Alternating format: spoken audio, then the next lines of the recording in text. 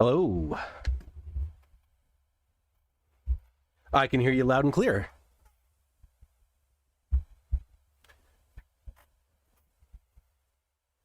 I am going to... I've already got it up on my channel, but I can either share my screen through this, or how do you want to do it? Are you observing in-game?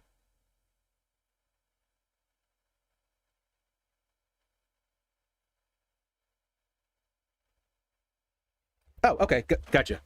Yeah, I've got chat open on a separate device so I can monitor that as well.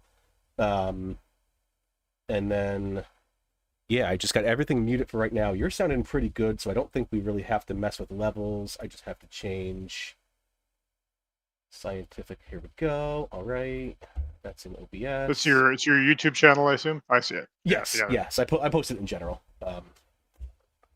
Cool. Well, hey, nice to talk to you. Very honored, sir. Oh well, happy to be here. should be fun. Yeah. All right. Hello. Hello, Aran. How are you, sir? Hello. I'm very good. Thanks for asking. How are you? Excellent. Excellent. All right. So are all three of us in as observer in the game? I am in. Okay. Yep, I'm in too. Beautiful. All right, then I'm going to go ahead and turn on. Let's see. Turn on this. Turn on this. Turn on this. And turn on that. All right, everything should be live now. Looks like we've got 5 people watching. If I could just get a sound check from each of you guys, and then chat, let me know if audio is good. Sound check, sound check.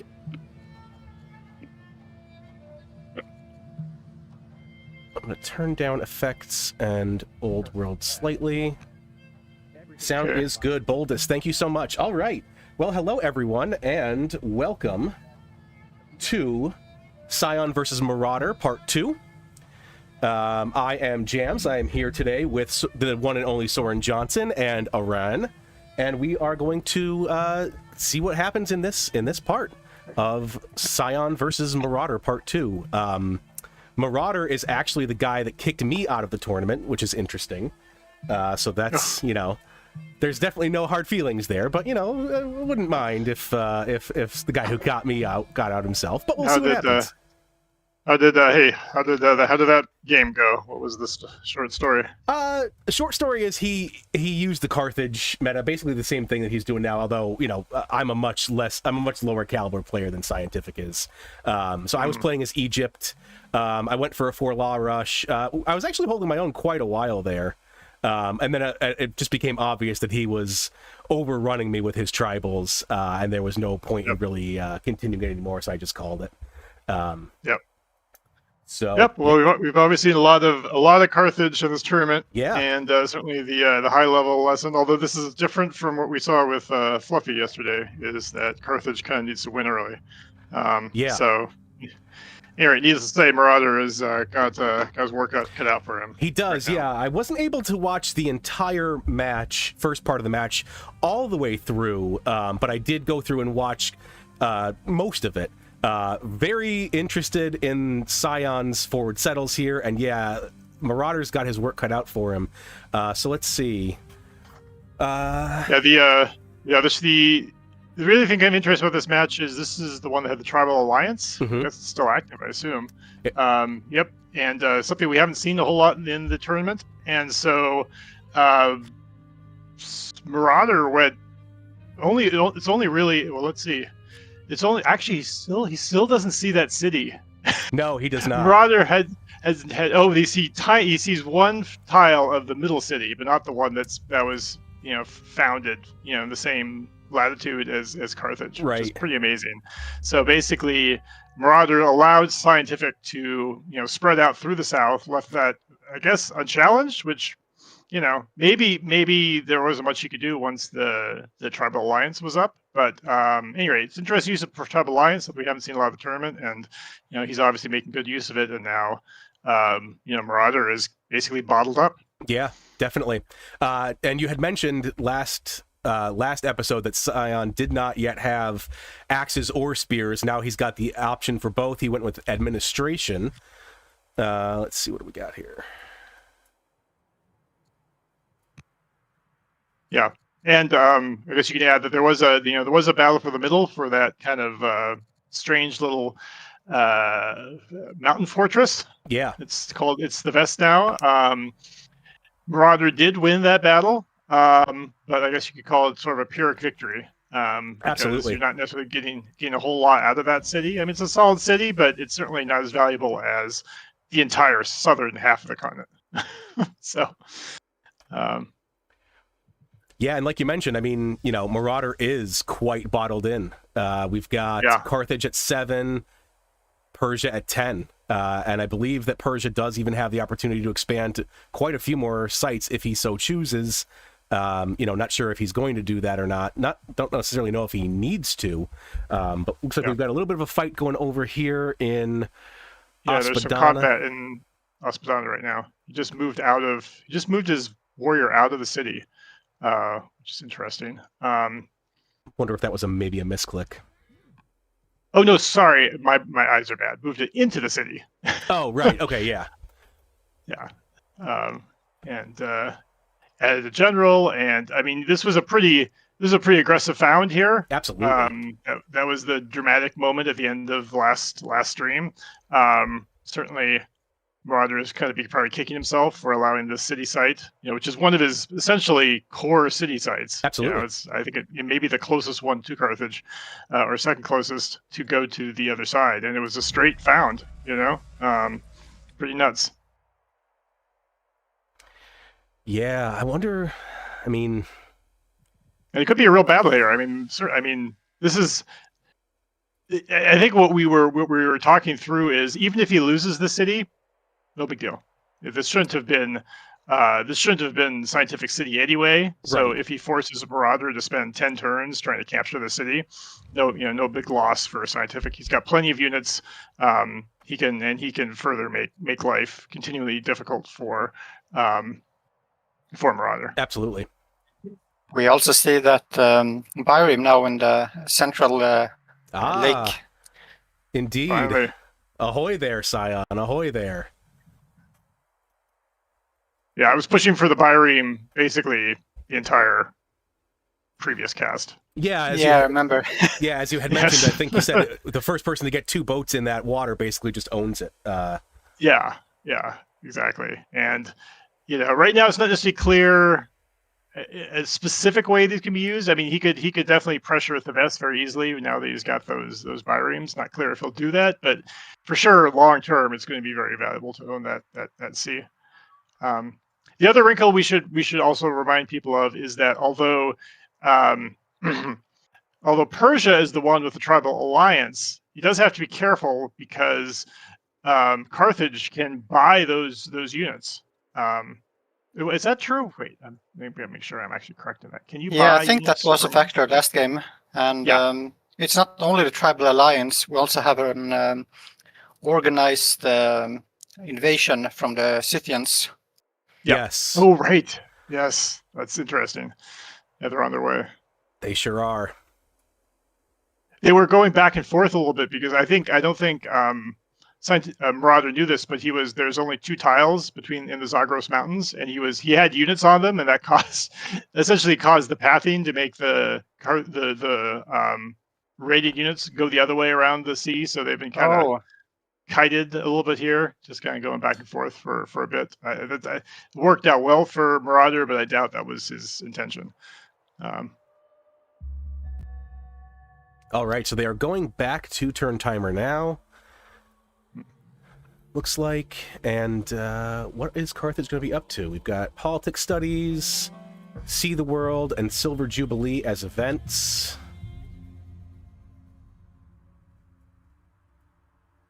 Scientific saying battle. All right. I think the biggest story right now is that Persia has double the military score of Carthage. Yep, and that doesn't even count in the tribal alliance, right? But we're seeing military units being built in almost every city in Carthage. Yeah, well, I mean, it's kind of about time, right? I think last session he had been focusing on some rural specialists, Jewish disciples, a couple things that, I think because correctly, you and Filthy had said, he doesn't realize that Anshan is down here. He probably doesn't, he might know that Darband is here, but he didn't really realize, I don't think, how boxed in he was. And now he's kind of got nothing else to do but kind of do military, right? So we've got some movement on the Macemen here attacking this elite Gezata across a river in a forest, and coming probably over with a force march from the Spearmen. Are we going to be able to get a kill? Probably. That river is making it difficult for him to move around the zone of control. All right, so yeah, we'll get the kill there. Yeah. I mean, Carthage should probably be able to take the city. The interesting question is whether Siontific decides to use some of his alliance units in this battle.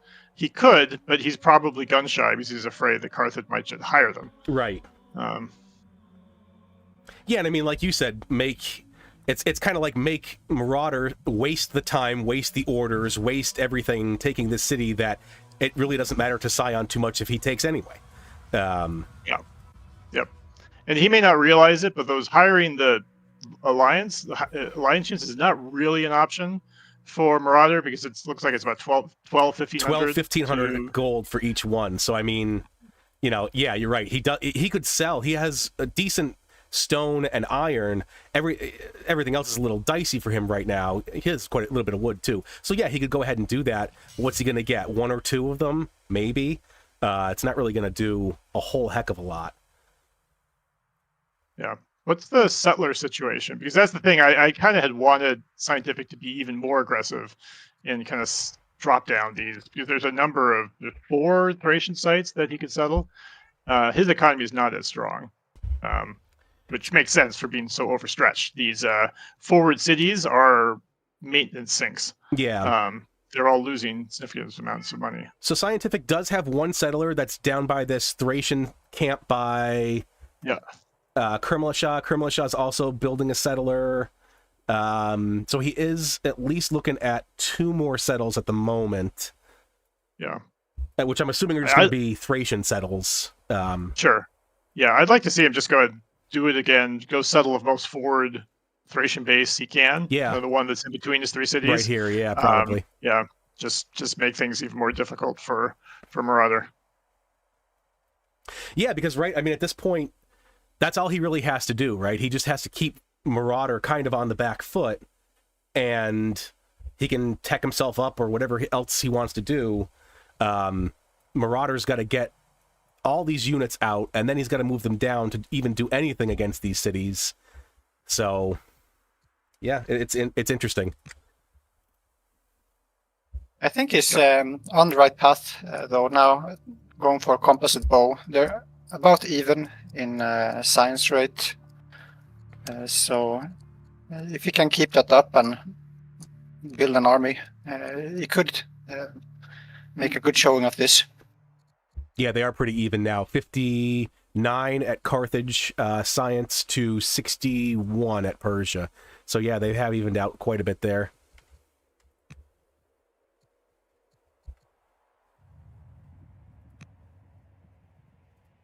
And I think Sion can see the tribal relations that Carthage have, and probably figure out from that it's quite expensive to hire at least the Thracians. Yeah, these are friendly. Oh, I guess it depends upon his relation. What's his? I assume his relations with the Thracians is not good. Furious, yeah. You could hire some Gauls. I wonder how much those would cost. Because Gauls are kind of hilarious if they're just sitting there irrelevant. Yeah, he needs to meet them first, though. Oh yeah, he still hasn't met the Gauls. No. Oh man, how is that possible? Well, I mean, like you said, very close to it. The scouting wasn't there for Marauder. He must be wondering what's east of, like, his Macemen. It would almost be worth just moving a tile east just to, I don't know. This is so bizarre. Like he's got troops. The troops are. I mean, at some point, the Gaul is just going to randomly wander into his field of view. I guess You would imagine. They will raid him because they're at peace with Scientific. Yeah. So.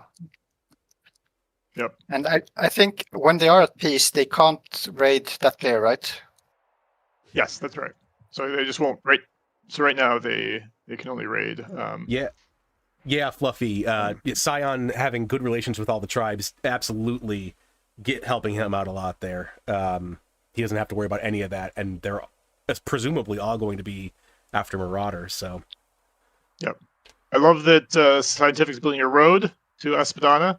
Of course, could potentially backfire. So this is a sign that I think he's going to try to hold the city. Yeah. But I mean, I give it at least 50-50 odds of holding the city. I don't see Carthage really moving in with as many forces as he probably needs to actually take it. Yeah, I mean, I think I'd probably agree with you there, 50-50. He would need to bring in a little bit more.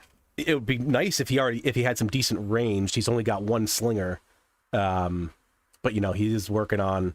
I think we saw that Marauder is working on a composite bow, but he's got a little bit of ways to get there. But yeah. We'll see. With a tactician in there. Oh, no, never mind. It's a cavalry unit now in there. Yeah. Okay. I mean, it's just very fascinating to think of how little Marauder understands right now of the situation. You know, like his lack of scouting in the south is just horrible right now. I mean, this road is, he doesn't see it. I don't even know if he's revealed those tiles. But either way, he has absolutely no idea that there are units from the south that are going to come up towards him. Yeah, I guess those units are all actually up there now.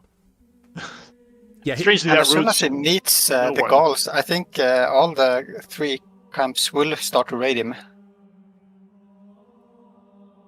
So it's kind of a two-edged sword that if he starts exploring and meets the Gauls, then we'll have even more tribals coming towards him. And I mean, this Gaul camp all the way to the east here, if that one goes in the water, that's just going to sail right up around and raid Carthago. I would imagine it's probably not going to walk all the way through the woods, right? Right. So that would pretty much suck. If all your troops are down here attacking Espadana and you get this raid that comes up into your capital. I think they will try to path. I don't know. I need Alex to remind us. I've kind of lost track of when it. I thought that they only go over water if there's absolutely no other choice. Gotcha. But although that's technically possible because that little two tile barrier also exists on Scientific side. So you can imagine a situation where those tiles are blocked both in the east and the west. It's a very interesting map. Yeah, it is a very interesting map. I like it a lot. But yes, as it looks right now, Marauder does not see the road that's coming up from Anshan to Espadana. At least as far as I can tell. And it's just so funny. Look at those. I'm looking at Marauder's point of view right now, and those Gauls are just one tile outside of that Maceman's field of view. Yep. He could hire those. Let's see what's the cost of those. You can't tell because I can't see. Yeah. I can't see. I can't click on them to see what the price is. Scientific has pointed it out now in chat. I can't bring it back up. Darn it. Yeah. But yeah. What did you say? How on earth are you consistently standing 2 tiles away from Gaulish units that you still have yet to meet them? LOL. That's crazy. Well, he's Marauder's like, what? Gauls? Where? Oh, that's so funny. Well, I guess Scientific doesn't mind spilling the beans. Yeah. Might be in his advantage still. I'm not sure. I mean, I guess they can't raid you if they haven't met you. That's a very fair point. Yeah, they can't raid you if you haven't met them, so. Exactly. So you've definitely missed a couple of raids, yeah.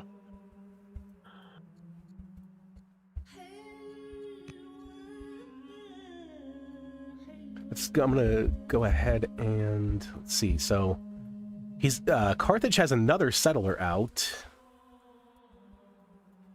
Is the settler still moving far east, or is he aiming? Where is he aiming now? Can't really tell. Marauder has a settler that just came out of Oh, Carthago. Marauder. Yeah, Marauder has a settler that just came out of Carthago. Not sure what his plan is with that, there. seeing as he doesn't have vision on any other open sites. I suppose that was a settler that was originally supposed to go on Espadana. Maybe, yeah. Straight. I mean, That it's would tough make to sense. cancel settler, but he should have at least started building something else instead. Yeah. I guess maybe he's just going to turn into a worker or something. I mean, again, he doesn't even know there's a Gallic site. Not that not that I see any real path for him to take that site. No, not at the moment. I mean, I guess there's plenty of sites on the map. Again, he doesn't know what's going on in the south, so of course he wants a settler because look at all that territory. He thinks it's all free real estate when in fact it's kind of sort of not. Sion's tribal alliance is here. I mean, that settler comes down. Plus, the Scythians coming up. They'll attack that settler no problem.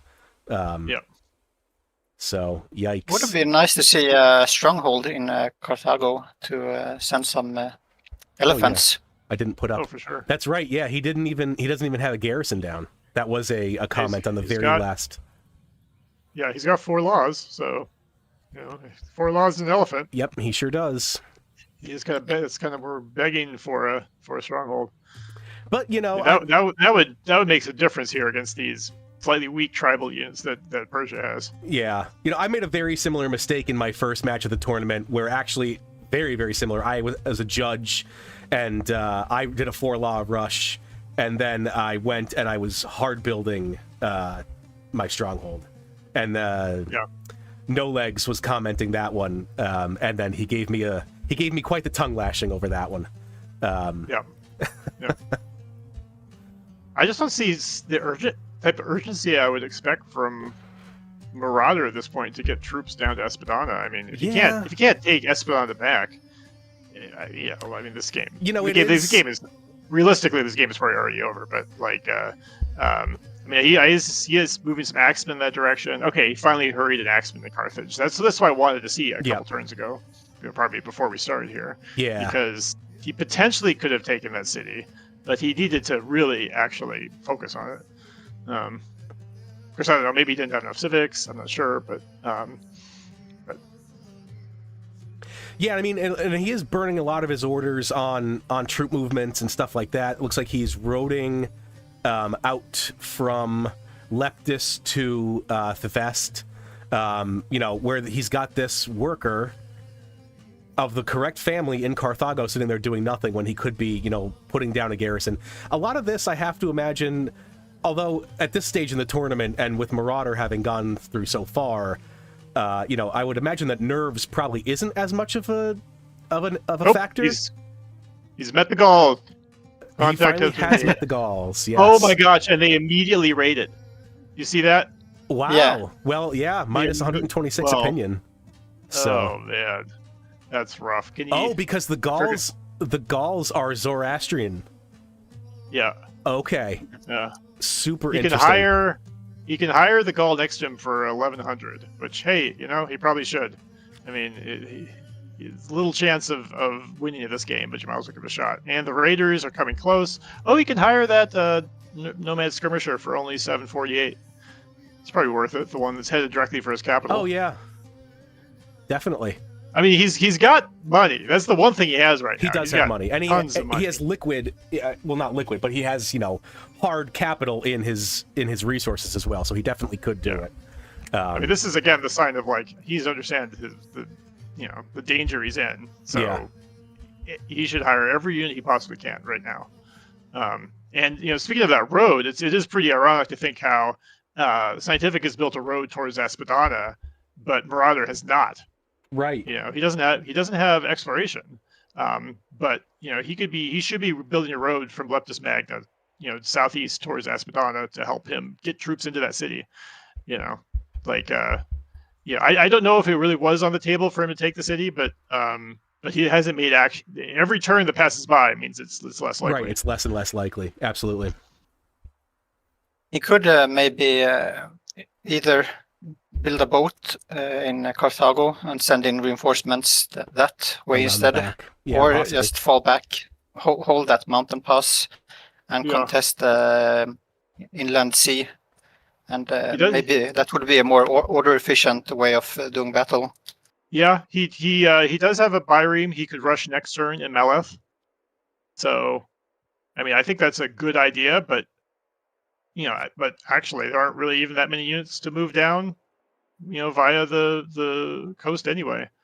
No, So he is sending his axemen from the middle city of the west Yeah. eastward.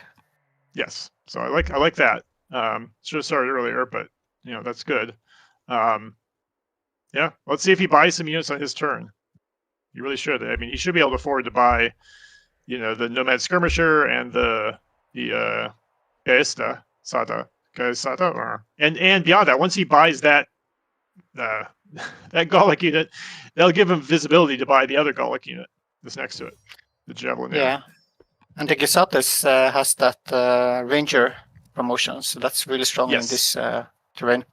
Yeah, the Javelineer is not so awesome in the forest, but yeah. All right. Sion has moved his boat and anchored it closer to Leptis. Not sure if that's a psych out or if he's going to go ahead and try to press something through there. Probably a psych out, but a great one. Yeah. I mean, I love that move. I love anchoring boats and making your. I mean, all he has to do is make Marauder feel like he has to defend a couple places. I mean, heck, what the heck? Send some of your maybe your alliance units across the sea, and even just start pillaging or something. I don't know, just these units are somewhat expendable. Yeah, absolutely. Yes, that Peltas and 2 chariots also that could come in and cause some havoc. Yeah. The advantage of using the Peltas is it can't get hired away from him. Yeah, but there are some hills there, so if it doesn't get tired, it's quite strong. Yeah. And we see that Gazetta being hired, as you were talking Oh, great. about. Yep. We'll see if he hires the next one that just got revealed. But I'd also like to see him hire that Nomad Skirmisher. Now that's 800. We'll have to sell some resources, but that seems totally viable for him. He has so much resources. Yeah. Yeah, there's no point. If you're about to lose the game, there's no point. You can't take it with you. So right. to speak. But he was rushing out an axeman in Carthago, so there's a bit of urgency. Yeah. Yep. Yeah, now he's going to be limited by his civics, though, if he's going to keep rushing like that. He's got 231 right now. He has a obviously good civic income as Carthage, but, that's going to get more expensive every time he does it, so... Yeah, we'll see if he rushes the Byreme or the Axeman at Leptis. That's kind of an important choice this turn. What would you guys do? I would probably go with the Axeman in Leptis if I could afford it. Yeah, well, you can't, so we'll see. If he right. Does it. But you need some units to transport before you start transporting things. Right. Yeah. Sure. Fortunately, he just got a fortunate critical hit near Espadana, which killed one of the Persian units. I went too fast. I didn't see which one. It's Spearman. a warrior. Sorry. Yeah. A spearman killed the warrior. Yep. I think it was. Yeah. Yeah. That's a pretty good turn for him. Yeah, another thing is that even though Siontific is ahead in military, he has quite a lot in his own lands that are not in the front. Yes. A lot of slingers and warriors, so it's mostly the travel units making a difference in the front. That's why I'd like to see that second Byreme up, so he can do a full... Because then he can send the units straight through the lake. Straight across, right? Yeah. That would be very powerful. I wouldn't be surprised at all if Sion did it either, because Sion has always been advocating for more use of naval strategy in almost every game I've seen him cast. He's always saying boats, boats, boats. Yes. Let's see if he can rush that Byreme next turn. So Marauder has been attacking... Probably not. Marauder has spent the time to attack the workers that are making the road between Anshan and Espadana.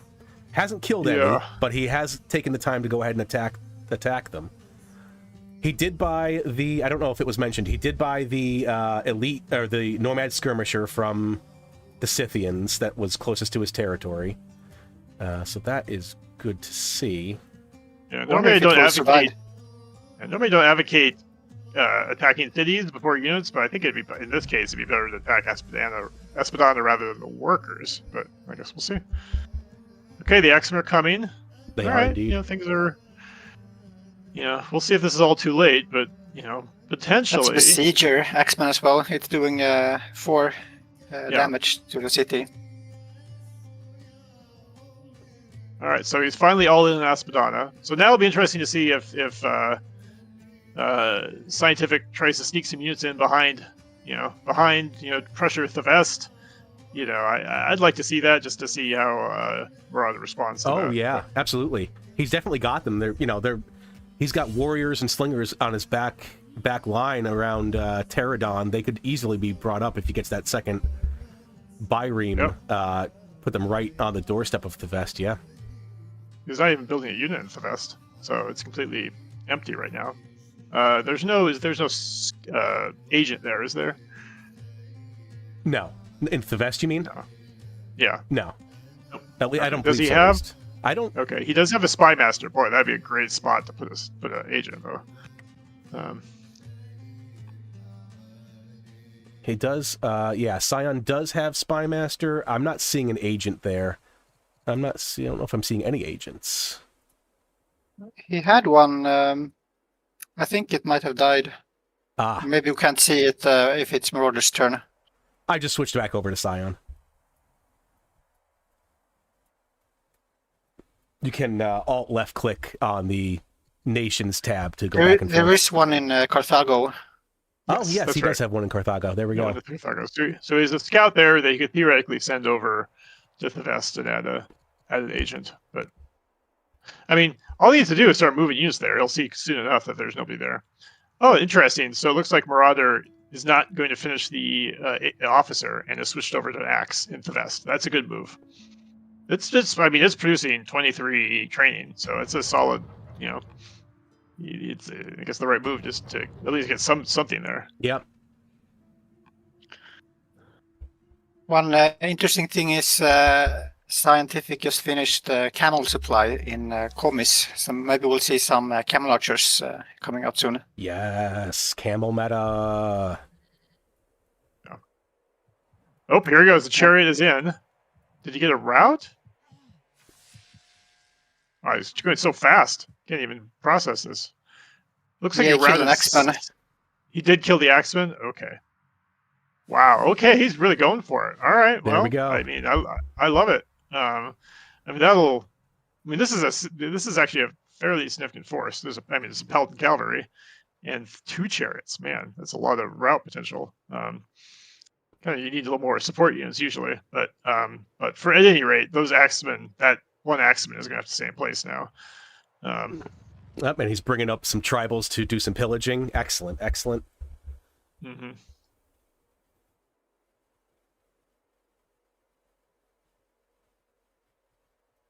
Man, I really wish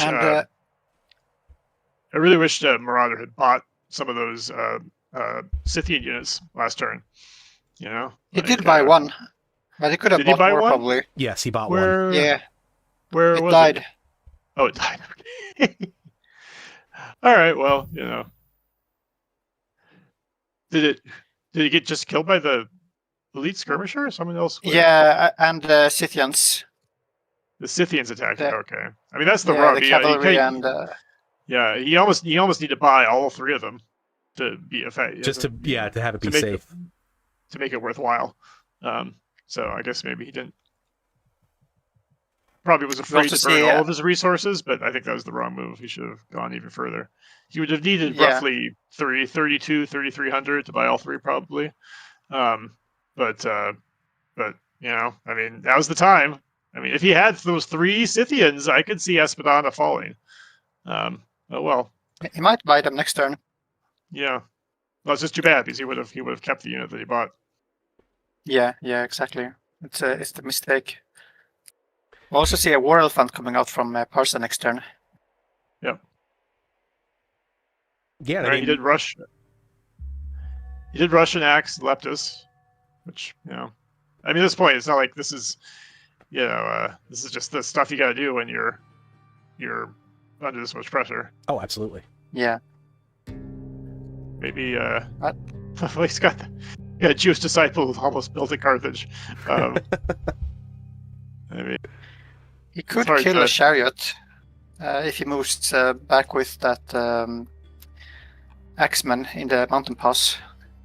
But yeah, he loses an axe and kills a chariot back. It's not really the kind of trade you want to do right now. Could force march in that spearman that just finished in Utica.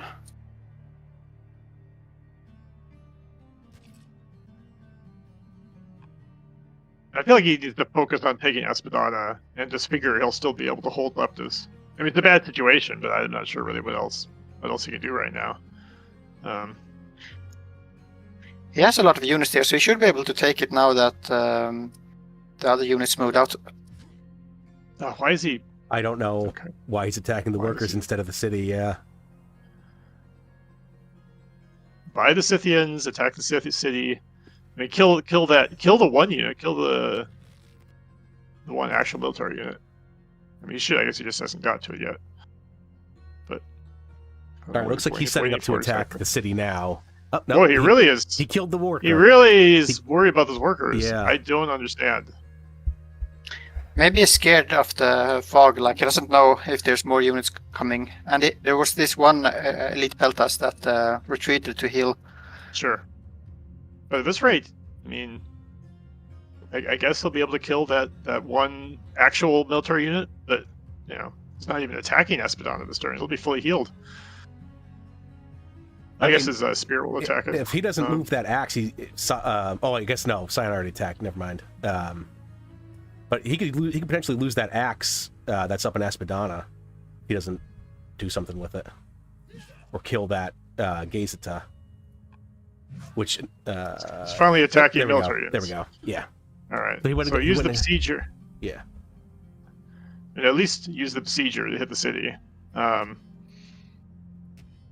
I think he's just got to trust the rest of his military production that he's going to hold Leptis. Obviously stop building Jewish disciples.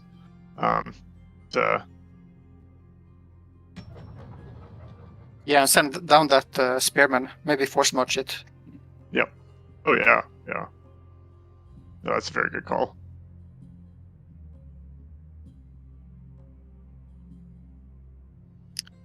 And I guess he could hire those tribals now in the scientific attack with if he starts selling some of his stockpiles. Which ones? So it's the Peltas and the Skirmisher. Oh right. Right.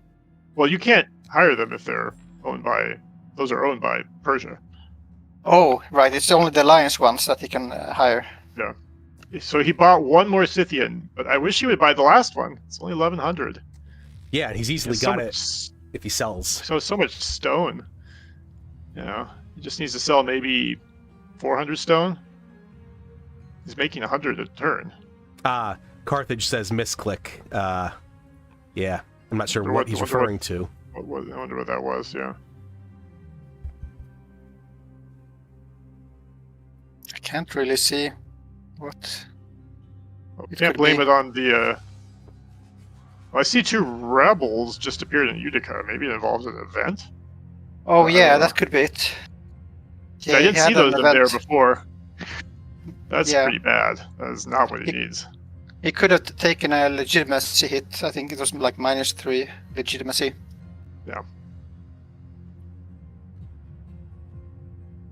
Yeah, and all No, he's got, that's all bad he's got timing. in Utica is one spear. That's going to be a little painful. And the riders are cautious, so it just must have been a tough event. I don't know. Do you know what triggers that event? It said it was riots at the races. Okay. I didn't. It was something about finishing a theater, I think. Okay. Yep. See, there's a theater. And he forced All marched right, the well, he's spearmen moving. down. Yeah. He hasn't forced it yet. No. Oh, he did. Yep. Okay. Yep. Pretty good call with those horse units. He could finish off that chariot. I mean, probably is the right call.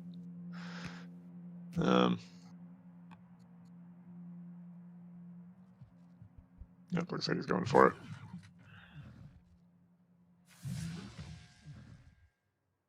Right, so that frees up the other Axeman, unless he wants to move in that one as well. Yeah. Man, I just really want to see him buy that Scythian. Um,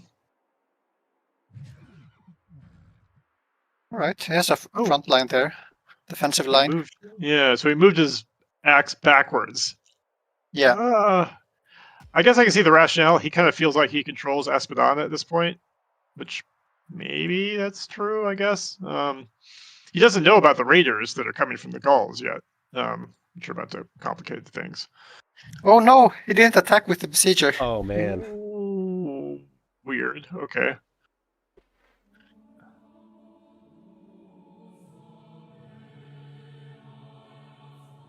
I mean, I guess he's Yes, afraid of one- losing that hired unit again. But just buy the other one.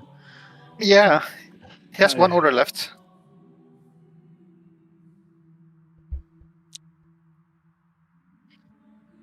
But yeah, that those rebels in Utica is a problem now. And there's no military forces in the area. They're all down He's south. got those slingers, which could, if he's willing to take some discontent hit, he could just sort of handle those rebels slowly. It's not Do great. they add the discontent now? Oh, is that? I don't know. We should ask the lead designer. Did we turn that off? I think maybe we did turn that off.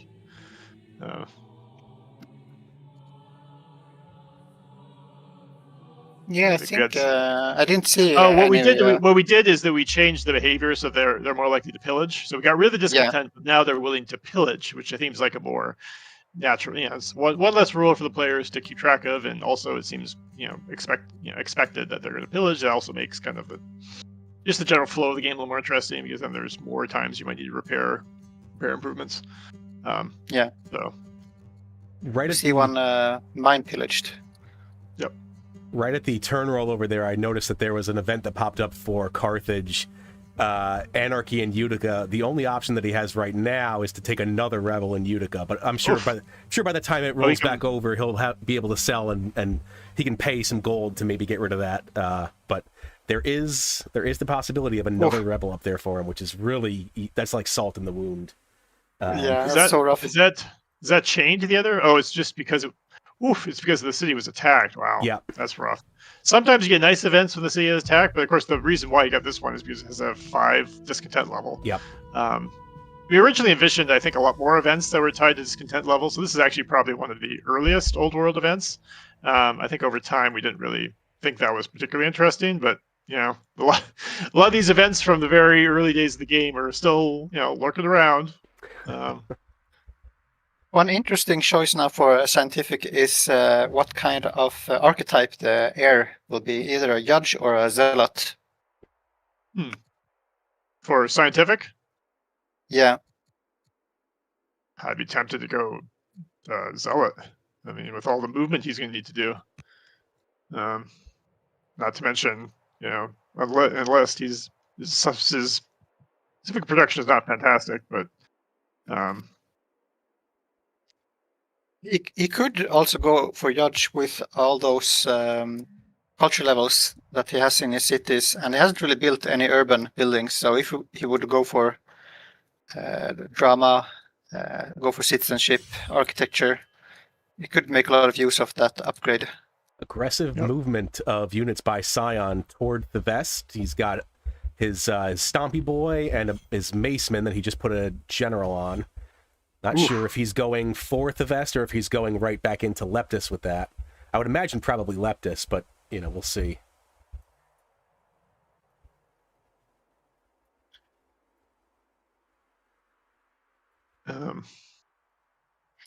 He doesn't really have a road there, but I guess he's just waiting for that biome to finish.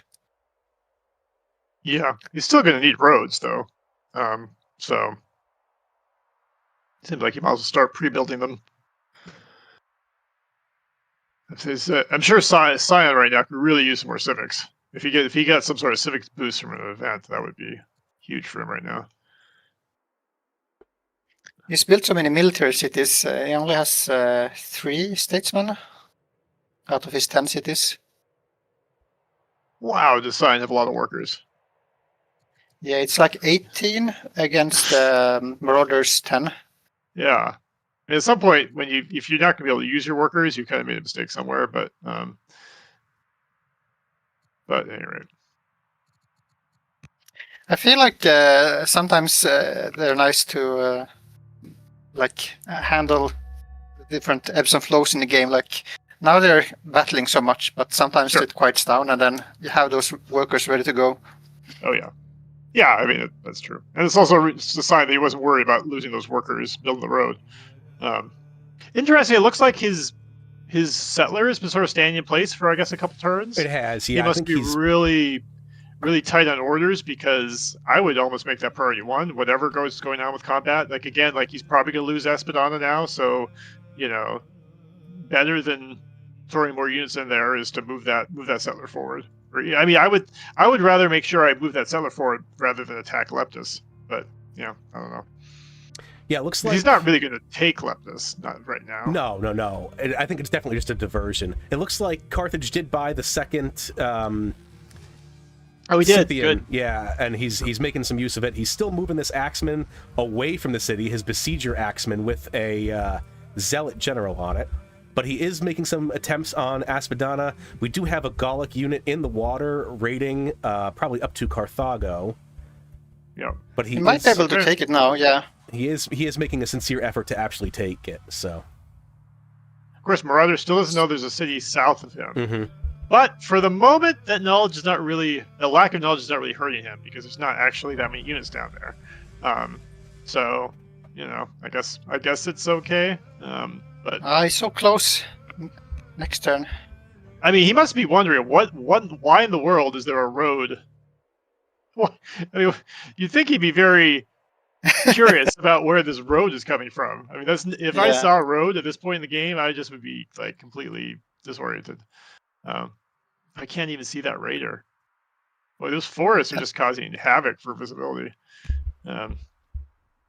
Taking this city would mean that he's up to 8 against Siontific's 9.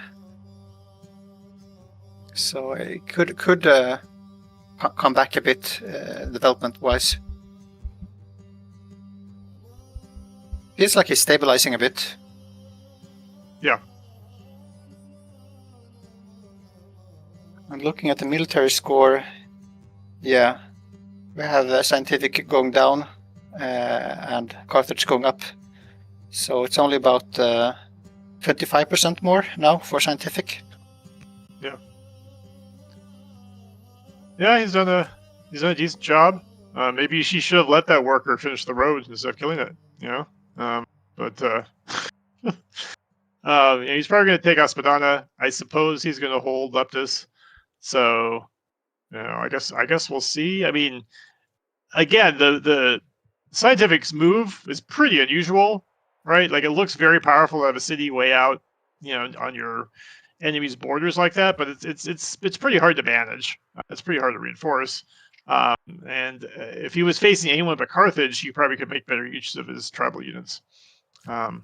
So we'll see. I mean, this is still easily Siontific's game to lose, but yeah, I think it's going to go especially a lot because now. Marauder still doesn't have a garrison in his capital. No, that's not helping. That's for sure. It's definitely not helping, and we're getting a Jewish disciple out of Carthago there too. I mean, like you said, he has stabilized a little bit, but I don't know if it's enough stabilization to really justify the Jewish disciple in Carthago. I mean, that one at least is going to finish. Why is he building a Jewish disciple in Leptis? Did you just not notice? I'm seeing a Byreme. In Leptis. Oh. Leptis Magna, I'm seeing Byreme. Yeah. Oh. I think I might have... Oh, I might need to rejoin then. Because it says Jewish disciple for me. It also says term processing. Please wait. Yeah, you might need to rejoin. Will I be able to rejoin, or we're going to have to ask them to rehost? I don't know. I guess we'll find out. We sure will. What we're seeing right now is that the retreat from Siontific gave Marauder room now to handle those rebels in Utica. But the next battle will probably be in that middle city of the west with those troops moving in from Siontific. Yeah, I didn't even see the retreat. Yeah, I'm afraid you're going to have to ask them to rehost. I drops I hung somehow. Yeah. Oh. Guess we'll have to write in Discord. Yeah, I hope they see it. Oh, you got it, Ran? I'll let you take it.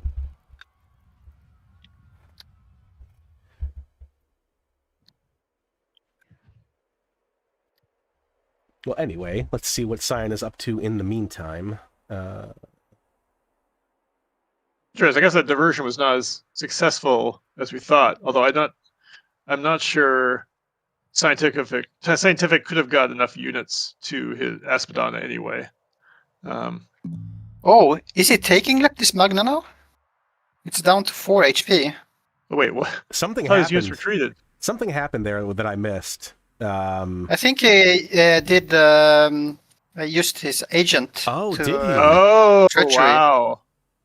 Oh, he didn't retreat. His chariots are just on the other side of the city. Oh, wow. He better get a unit. I think, yeah, he Better needs get one unit more into his city. damage there somehow. Wow. Someone finally is using insurrection. Or wait, sorry, treachery. Oh, no. Did he move a... Okay, he got it. Wow. That's amazing. Oh my gosh. Wow, that is devastating. And that... I mean, that's a sign that, like... I mean, I guess it's not something people expect very much, but you kind of want to keep someone in your city. But his leader is severely ill now. But it's diplomat Palton, so he has extra charisma. So it's very difficult to kill. Wow, quite a move. Are So you- I wonder how long does treachery take to trigger? I'm trying to It's like calculate 3 back. turns. Yeah, so that was that when he initially moved in. He probably launched the treachery mission Maybe. right then. That's really interesting. It would have been cool if we had noticed that. Are you back Wow. in, Soren, or are you still... No, I'm waiting. I don't think they've heard. They're obviously occupied. Do you... I can By share... other things. I could share my screen through the call if that would help you at all. Oh yeah, let's go ahead and do that. I'm sort of watching on Twitch, or in YouTube, which creates kind of a bizarre experience of talking to you in real time, but seeing things Right. 5 seconds ago or whatever. Okay, I think that should be live now in the call, Discord for us. Okay. Yeah, I can't see. Oh, watch stream. I got to click on it. Okay. Wow, I wish I'd seen that. Was a pretty interesting move. Same, yeah, I completely missed it. But all right. So I guess I heard you say they retreated, but I guess it just like you didn't notice where they had gone. Yeah, just hopped over the water and then they hopped back in.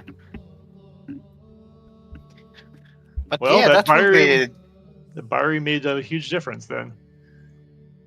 He Okay, could so it force wasn't- march his spearmen back, but yeah. Yeah. So it wasn't a That's- diversion. I mean, the interesting thing is Leptis is going to be a lot easier for Sion to reinforce than Espadana, Yeah. right? So you could actually almost look at it the opposite way. That Espadana was the diversion, right? Yeah. Could've been. To take Leptis. I mean, we'll see if he's actually able to hold Leptis. But now that he's capturing the city, I mean, I would pour as many troops as he can into that region. Yes, And Scientific he's rushing the Byrene. has rushed the Byrene, yeah. There we go. Great move.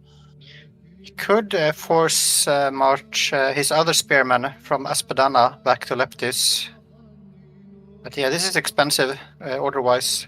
And he needs like 1 more unit still after that to take it back. The sand hills, I don't know if we were mentioned, but they prevent a road from going through that territory. So you could build roads, but it's of limited use with that sand tile there. It's very special terrain with those sand hills there.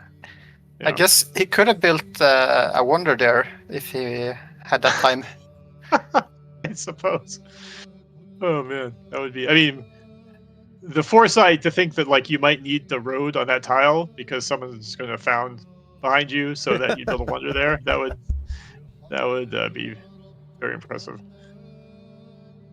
I mean, it's going to be a real slugfest in Leptis. I assume Marauder will get the city back, but I would sure love to see a big battle here and Scientific really pour more troops in. Yeah, it looks like, as it is right now, I would bet that Marauder will get Leptis back. But like you said, if Sion puts everything he's got into it, then it could, It's going to go one of two ways. It's either going to pay off for Sion, or it's going to, put a real damper on Sion's military capability. Has Sion been able to continue moving his settler? I mean, I like a lot of his moves, but I think it's a big mistake for him. Still sitting there. It's still standing there, yeah. It's two tiles. I don't like that. It's 2 tiles away from a Thracian encampment. Yeah, I mean, at this point, just settle a city there, I mean, I don't know if his plan was to go farther, but at least he could afford the 3 orders to found the city there. Yeah. I don't know if he has the money, but I mean, I'm not sure. Yeah. Even if Marauder takes Leptis back next turn, or if he manages to do it this turn, I think he doesn't have enough orders anymore. You have that Byron coming out and then anchoring, so in 2 turns you have that Maceman coming in, that War Elephant. Yeah, this is going to be a really interesting battle to see. Please stop building a disciple in Carthago. He built a second disciple? Is that right? He's building a monastery. I'm not sure if No, I think that one is the same one from when I mentioned it. That was only like a turn ago. So that Jewish disciple must have come from somewhere else, I think. No. He had the Jewish disciple in Carthage was about to finish. Oh, was so it? I gave him 3 turns. I gave him a no. That was the one in Leptis. So I gave him a pass on Carthage. He's like, okay, fine, you could finish it, but I do disagree with building another Jewish disciple. I agree with your disagreement, and for the 18th time, still no garrison in Carthago. There's a worker right there. Yeah. It's doing nothing. He's also a judge, so if he finishes a garrison, he can immediately upgrade it. Right, exactly. Stronghold. Yeah. But he has Aspedana now.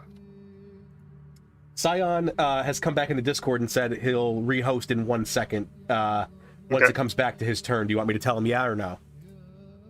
Yeah, sure.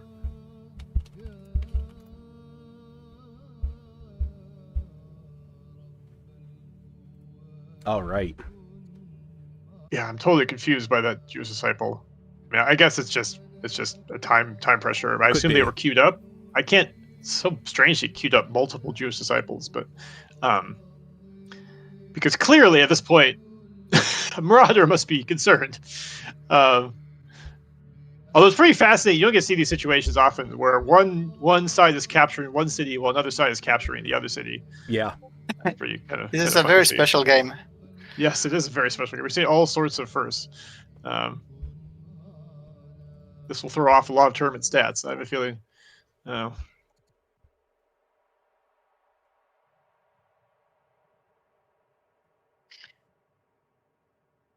I think there's not that many units that Siontific can use to put pressure on Aspedana, and there's Amazement there, some access, so there are a lot of reinforcements that Marauder can also send back to Leptis. I don't think Siontific has enough strong troops to really... well, he could just continue. I mean, that's the front now, right? I mean, he's just going to... Yeah. Poor units there. He's not going to worry about Aspedana, which is fine. But he's going to send whatever troops he has there. It may not be enough, but he's got better troops for sure. Yes, I mean it's not that much more. It's on slingers and swords, warriors mostly. Yeah. Was that a free Maceman, or can he upgrade his warrior to a Maceman? No, he has from the Portcullis tech, the free card. Okay. So it's a free one. Okay. Because certainly if you could actually start pumping out Maceman. Oh, yep. Sion has rehosted, so I'll have to jump out real quick. I'm also going to stop streaming, and maybe my computer will stop yelling at me. Double stream might be a bit taxing. Yeah, well, especially for a 5-year-old laptop. I'm surprised it's working at all. That's impressive. All right, I'm in the game now. Right, I think I'm in the new game here. Just currently Siontific turn. I expect Siontific will anchor right away. So it'll be another turn until they can actually get those units to Leptis. Sadly, that Barium is kind of one turn too short. If it had been their last turn, he could get his units to Leptis now when they're really needed, because Yeah. Because it looks like Marauder should be able to retake the city next turn. So that's kind of unfortunate. So Marauder may avoid the worst here, but certainly long term, he still has a lot of problems. It was almost perfect with like the treacher and how everything Yes. lined up. Yeah, I was pretty shocked to see that result. Sion spending the orders to do a little more scouting up into north of Utica, but he sees the rebels there now. Still sitting there. Yeah, he just added a new agent network. I mean, that's good. He gives some visibility on the part of the map. He doesn't see it all. Although that's a trash talk. What happened? Oh, although he could have gone for Thevest. Because all these boats, when there's this undefended city, he could just move his units to right now. It's closest to him, so it's kind of that part's a little strange. Yeah, but I think going for the west, he would have wanted to build roads into that city. Yeah, I mean, at this point, he should start building the roads one way or another, just to threaten, just to make Marauder worry about it and defend multiple places. Kind of like the anchoring ships, you mean? Yes, exactly.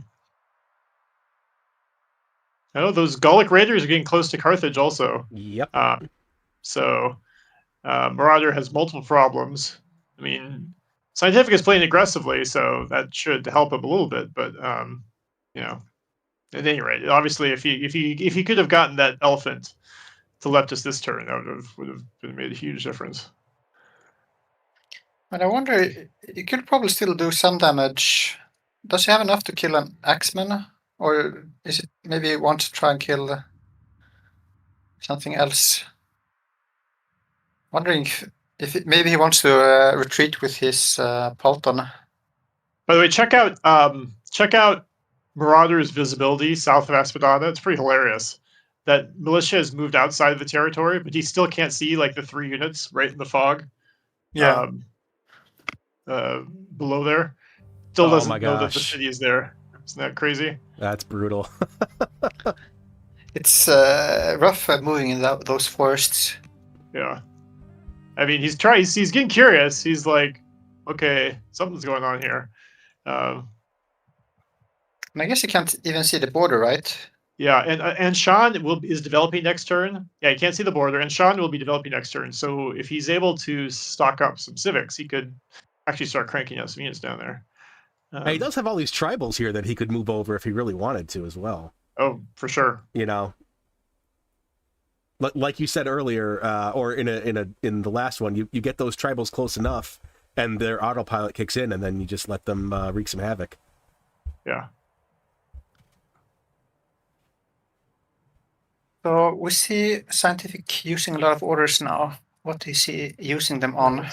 Yeah, okay, it's a big turn for him. I'm not sure what he's going to do. He moved his settler. He's going for that southern side with lavender. Well, he moved it, but he moved it away from the one that it was closest to, down to the one way down by the Atlantic Ocean there, which I guess makes sense. But he's kind of an odd choice. Does he have a? He has land con, so I guess he has what? He has land con, so he could get all that lavender out of it. Yeah, but the position of that. I mean, but you could get the lavender from the one on the east side. That's true. He also has olives in the one he passed, so... Yeah. Not of the really 4 sure. sites, that's the one he's headed to was the last one I would have taken. But, oh well. Is it for one of these families, maybe? No. He doesn't care about lavender. Yeah. Maybe the horses? He wants more chariots? Yeah, but again, everything that's in that site, because it's mirrored, is on the eastern site too. Mm-hmm. In fact, there's even like a little silver patch there that the other one doesn't have. But it's obviously closer to the front. I don't know. Maybe he just is like tired of not being able to afford the orders to move the seller. Could very well be, yeah. So he killed an axeman and retreated with his Polton. So that city is free to retake. Yeah. So I guess he's gonna head for Thevest. He doesn't really know it's empty, but if he can get some roads up, which I guess I don't really understand this move if he doesn't start building roads, which he didn't. He spent all his orders without doing that, so I don't quite get it. I guess there are roads on the Marauder side, so you could use the boats and then the roads. I suppose that's true. I mean, it's pretty easy for Marauder to block, but I suppose that's true. I'm really curious if will it show us the movement path. Like, I mean, until the anchor is up, it'll be interesting to see if that's the fastest route. I mean, it goes through even the axe there has a zone of control. So, but yeah, but sitting on those roads, you're like threatening two cities at the same time. Yes. Yeah. I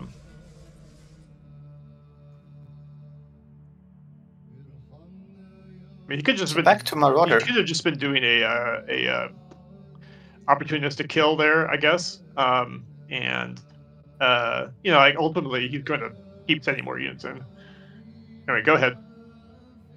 I think, it might have been an opportunistic kill, but he's gonna lose a lot of his units there now. Like, I think that Pelt House and a Chariot and a Slinger might all die. Yeah. Yeah, if he was planning to go in, it wouldn't have necessarily been a horrible idea to jump back across the lake, for a turn, so he can attack all at the same time. If he had if he had both boats, I guess would he be able to get them to a place to heal? I'm not sure. Again, this anchor is going to be fantastic, but it's just fantastic in a future battle, because these units are not long for this world. Well, is he only going to actually kill one unit? I mean, the other units are trapped. So I guess maybe that's his, rationale. Just want to make sure he gets the Chariot. And now you can start moving units back up from Espadana. Yeah. Yeah. And he's one turn away from finishing the Rhetoric. Maybe he'll take Exploration finally. Yep.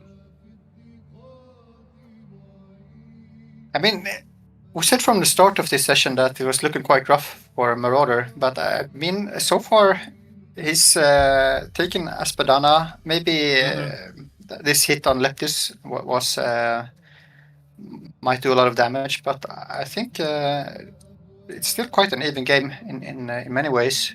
Yep, and he is clearly leading the game in Jewish Disciples, so he's got that going for him. Oh my goodness, yeah, really interested to see what he does with that. Yeah, it's just it's a sign of Siontific did something very unusual, but it's still extremely hard to pull off. Because I think at the beginning of the session we were probably leaning towards Carthage not being able to take Espadana. Right. But it ended up not being particularly close, mainly because ultimately even if Marauder didn't react quickly enough, Siontific can't really reinforce that site without using the tribal units. I think maybe I think we can argue about was a mistake that Siontific didn't move in with more of those tribal units, because they could have been converted, but that still would have been very expensive. Yeah, it's a difficult call to make, especially when he still hasn't settled with that settler he has. He's building another one though. Yeah. I mean, it's now conceivable that he could settle. He's building another settler. Oh, you're talking about Siontific. Yeah. Yeah. I was looking at Carthage's settler. It is conceivable now he could settle that Gulick site, with the settler at some point. At least he thinks he will, because he still doesn't know there's a city to his south. Right. All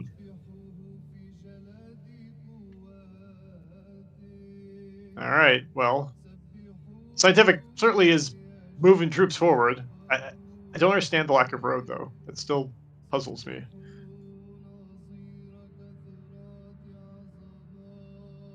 You think he's going to go back to Leptis? Or maybe that was his plan, but I just think there's just it too very many well could be. Yeah, I mean, he's got everything staged right, outside of Pterodon, and now in this turn, when it rolls over, he'll have that anchor, so it's possible. Yeah. I think he's moving in. He's doing a decree in Pterodon, so that's a sign that he's expecting to be moving a lot of troops. But boy, he has just troops littered all over the place. I mean, he could even start all those random junk units up on the northern coast. Like, he could even just start moving those casually east just to... I mean, he doesn't have the orders for it, I guess. That's the problem. But he has just junk units all over the place. I'm not really even sure what to do with all that. That's Might probably be why waiting for an upgrade. Yeah, I mean, I think he just doesn't have the orders to do anything with. He's highly order constrained. As Persia. As No Legs Kitten has pointed out, he did not improve a bunch of these pastures scientific in his north, so he is missing out on some orders from those as well. That's a weird oversight. I mean, especially when there's a worker sitting right there. Two workers actually. I think there's one in the city. Yeah. So I mean, there's no way you play Persia and you don't think about that bonus. That's like the main reason you play Persia. So I don't get it. Yeah. It's like 3 goats unimproved. Yep. Yeah, and there's a 4th goat. Yeah, once you get a specialist up, and that's a good city to only be building specialists, right? Interesting, he's building a scout. I mean, now we're missing the battle. He killed 2 axemen and a spearman. Oh, so he moved in. Yep, he moved in with force. So that's why there's no roads. If he was going back to Leptis, which okay, fair enough. I mean, he's got good troops. He hasn't even moved the Maceman over yet.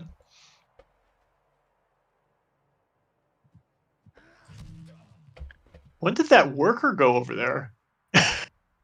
Does that worker do? Is he building? What's he doing there? I think he was building a road. I'm not really sure. A fort. He's building a fort. You moved a worker over to build a fort. Did it go over? It's damaged. Did it go over last turn? And it went over on the turn he took the city, and I think it was like missing like 1 damage on the city, and maybe he was trying to scramble in a last unit to do that damage. Whoa! We just moved in the 2nd worker, a 3rd worker. Wow! Building forts, yeah. Fort city. That's. I mean, I would not speak with confidence where this whole battle is going to be in 3 or 4 turns, because these forts are going to actually take quite a while to build, and these could all end up backfiring. I mean, he did this in the game against me as well, building these forward forts. Well, then it kind of forces your action, right? If you don't attack and kill the workers, right? The forts, sure. So you force him. You force your opponent to attack one thing and spare your other things. Is my guess. It's just a bold choice. Considering it is, yeah. You know, like Espadana is basically freed up now, so he is. Marauder will be able to move some of his good units to help with Leptis. I think Siontific is really feeling himself. You can also see he made a note right next to Carthago with Gauls. Yes, he has some time to kill between turns. He loves to do that stuff, though. So yeah, I guess. Yeah, Marauder must really be wondering what this game has in for it now with those raiders coming to Carthage. But I mean, he's having to put out fires kind of all over the place. If he could just focus on Leptis, he could be in pretty good shape. But I don't know. These forts take so long to build. I mean, I guess the question now is, does Marauder try to kill those workers right away, or allow him to move his units onto the workers next turn? In which case, then the forts will probably finish. But I could easily see this game turning in a way where those forts end up being something that Carthage is. Maybe the point is they don't all have to finish, but if at least one of them does, then he's in a better place. I mean, one of those forts is fully in Leptis territory, which is going to flip next turn. Is that just going to get canceled? I don't know. We're going to find out, though. I don't think I've ever even seen this situation. That's pretty wild. And considering he was so order constrained, I mean, we just talked about all the different places. I mean, his settler didn't found. Right. There's so many different ways he could have spent orders. I don't like the forts. They're just an awkward position. Like, they're not in a position where it's like obviously going to be a benefit towards Siontific. And sure, if the forts could be done next turn, yeah, okay, fine. But like, they're not. And again, we got this bizarre fort that's inside territory. I think he's preparing for his onager. He just finished with the free card. And I think he wants to park one of the onagers, or one of the forts with that onager. Well, I guess maybe this intimidation has worked because Carthage is retreating. So, I mean, the forts will be useful. I feel like either he'll be capturing Leptis in 3 turns, or Carthage will have fought him off. But I guess we'll see. I mean, I just have a hard time seeing how he could use the forts, especially when he has so many other ways he could use orders. Like, for example, founding a city, moving other units towards the front. But it's only because Marauder has he hasn't really moved up as much unit as he could have from Aspelana. Yeah. He still has his macemen capturing that city, so all of his units are quite damaged, and I think that is why he had to retreat now and heal. If he had been quickly moving up those damaged units from Aspelana, and he would have been in a better position now to fight off this attack and also these forts. But as it's looking right now, I think that Onager moving in will kind of be deciding in who takes control of that area. I really don't like that retreat. Because he won't. It looks like he's not going to be able to capture Leptis, right? Like Siontific will be able to take Leptis. It seems like at all costs he wants to get Leptis back because then he gets the territory. He even stops I assume stops the building of this fort. I mean, there's so many reasons why he would want Leptis back online, and he just basically ceded it to Siontific. And that's the opposite direction. We want to see units moving towards Leptis, not from Leptis. I mean, obviously he's been moving. You can see he has been moving units up from Aspelana, but I really do not like the retreat. Like, sure, he's going to lose some units, but okay. I think we've seen this in a lot of games where there's a lot of situations where people think like, oh, they should retreat, but actually retreating turns out to be the wrong move. But I really don't like retreating from your own territory. Yeah, I think this time it would have been better to sacrifice some units just to capture the city back. Yeah, because at this point, if I was Siontific, I'm gonna do everything I can to get Leptis. I mean, it is a zealot, so he's gonna have to kind of arrange his moves. But that elephant's gonna hit for 7. He doesn't even. Where's the maceman? It's in the forest, and I think it'll hit it. That was kind of the main 9. Scary thing that maybe forced Marauder to move back, because he can't really hit much else than that maceman, and he's not doing anything to it. So the maceman is scary for sure. But the thing in the area would just be like giving up units to capture the city. The maceman and the elephant will be able to hit for a total of 16. Yes, the Pelton as well. The Pelton Cavalry will be able to capture from across. Well, I suppose the part one to capture with the maceman, but yeah, the Pelton Cavalry will be able to hit for another 8. So, and he'll use a slinger to. Well, I guess there's the annoyance of who's actually does the final blow. So it's it's always annoying with the zealot. Yeah, but for sure he'll be able to take the city, which he 100% should do. Yeah, I really don't like this. Because at this point, I have a feeling he'll never get Leptis back. He's building an apprentice monk now in Carthago. Oh, yeah.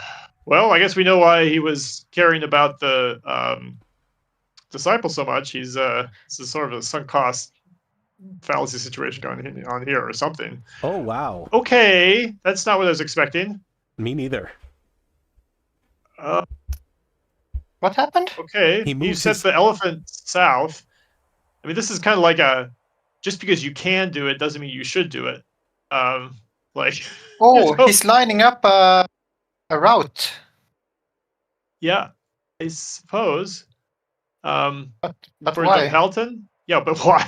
Well, because he can kill a bunch of units, I guess. But I would do everything in my power. Maybe he can still take Leptis. I don't know. Well, maybe he figures, right, like, if he kills all these units, that's a lot of lost value for Marauder, because Marauder then has to build them again. Okay. He's killing the maceman. I think that's it. Okay. Well, I mean, this is a pretty good route. I kind of feel like it's a big mistake, though, to let Marauder take Leptis back. Ooh.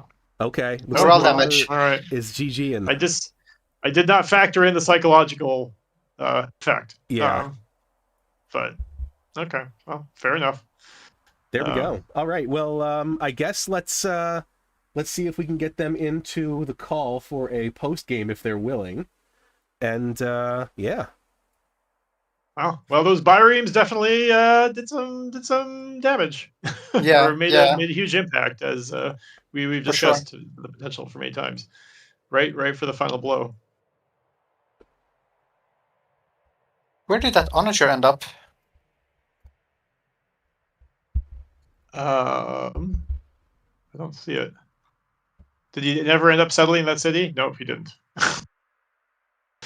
Well, I guess I don't have much to argue about, considering that the game is over. Oh, it's behind that worker. I see it now. Yeah, so it's in range of let this one now.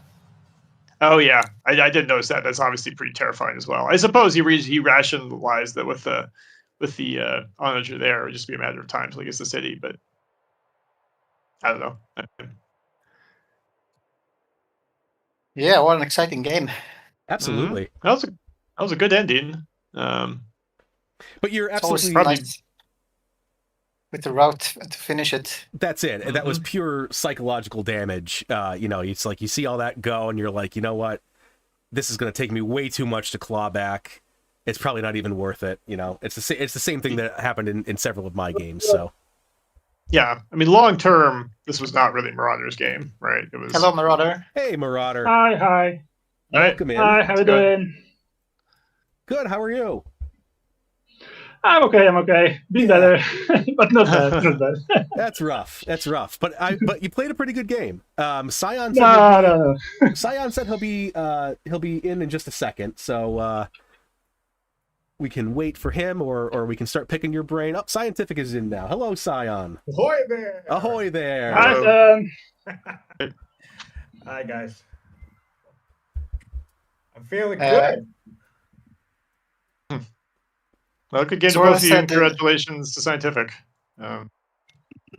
Yeah, big congrats for the win.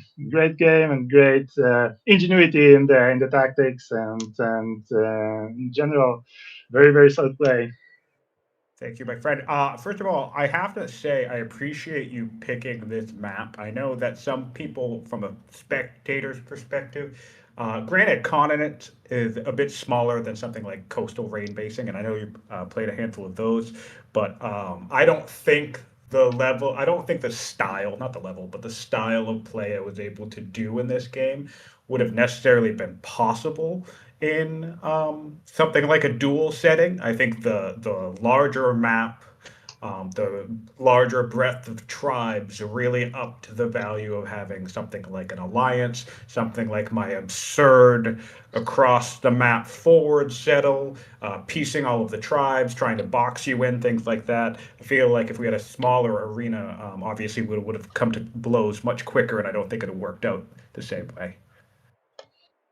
Yeah, definitely you picked a great strategy for the map that I've chose. I've wanted to change something something from the Coastal Rain Basins and the chess of World War I style of meeting in the middle and then bashing with the masses of troops. So I wanted a bit of chaos, and then you thrive in the chaos. Very well. Yeah, that was kind of like intentional. But by the time, somewhere around the mid game, around turn 30 or 40, actually, even when I attacked the vest with just a couple of paladins, I wasn't really expecting to gain much there. That was just kind of my big concern was if you were kind of turtling up and getting a science lead. So a big reason why I decided to go in on that attack was to try and drain your build queues and your orders onto something else, kind of maybe make you over invest in the defense. And I actually that attack ended up, in terms of actual kills that I was able to take, those peltasts are incredible, man. They're like the MVP of this match for me, because I think I came in with like something as little as 4 or 5 units, and I left with maybe 1 or 2 units, but I killed like 6 to 8 of yours in the process. So that was like a really good skirmish. And the big driving force behind that central push was somewhere around the mid game. I'd realized you hadn't even met the Gauls yet. So I started checking that every single turn. And I was like, if he hasn't met the Gauls, then he doesn't even know I'm down here developing. right?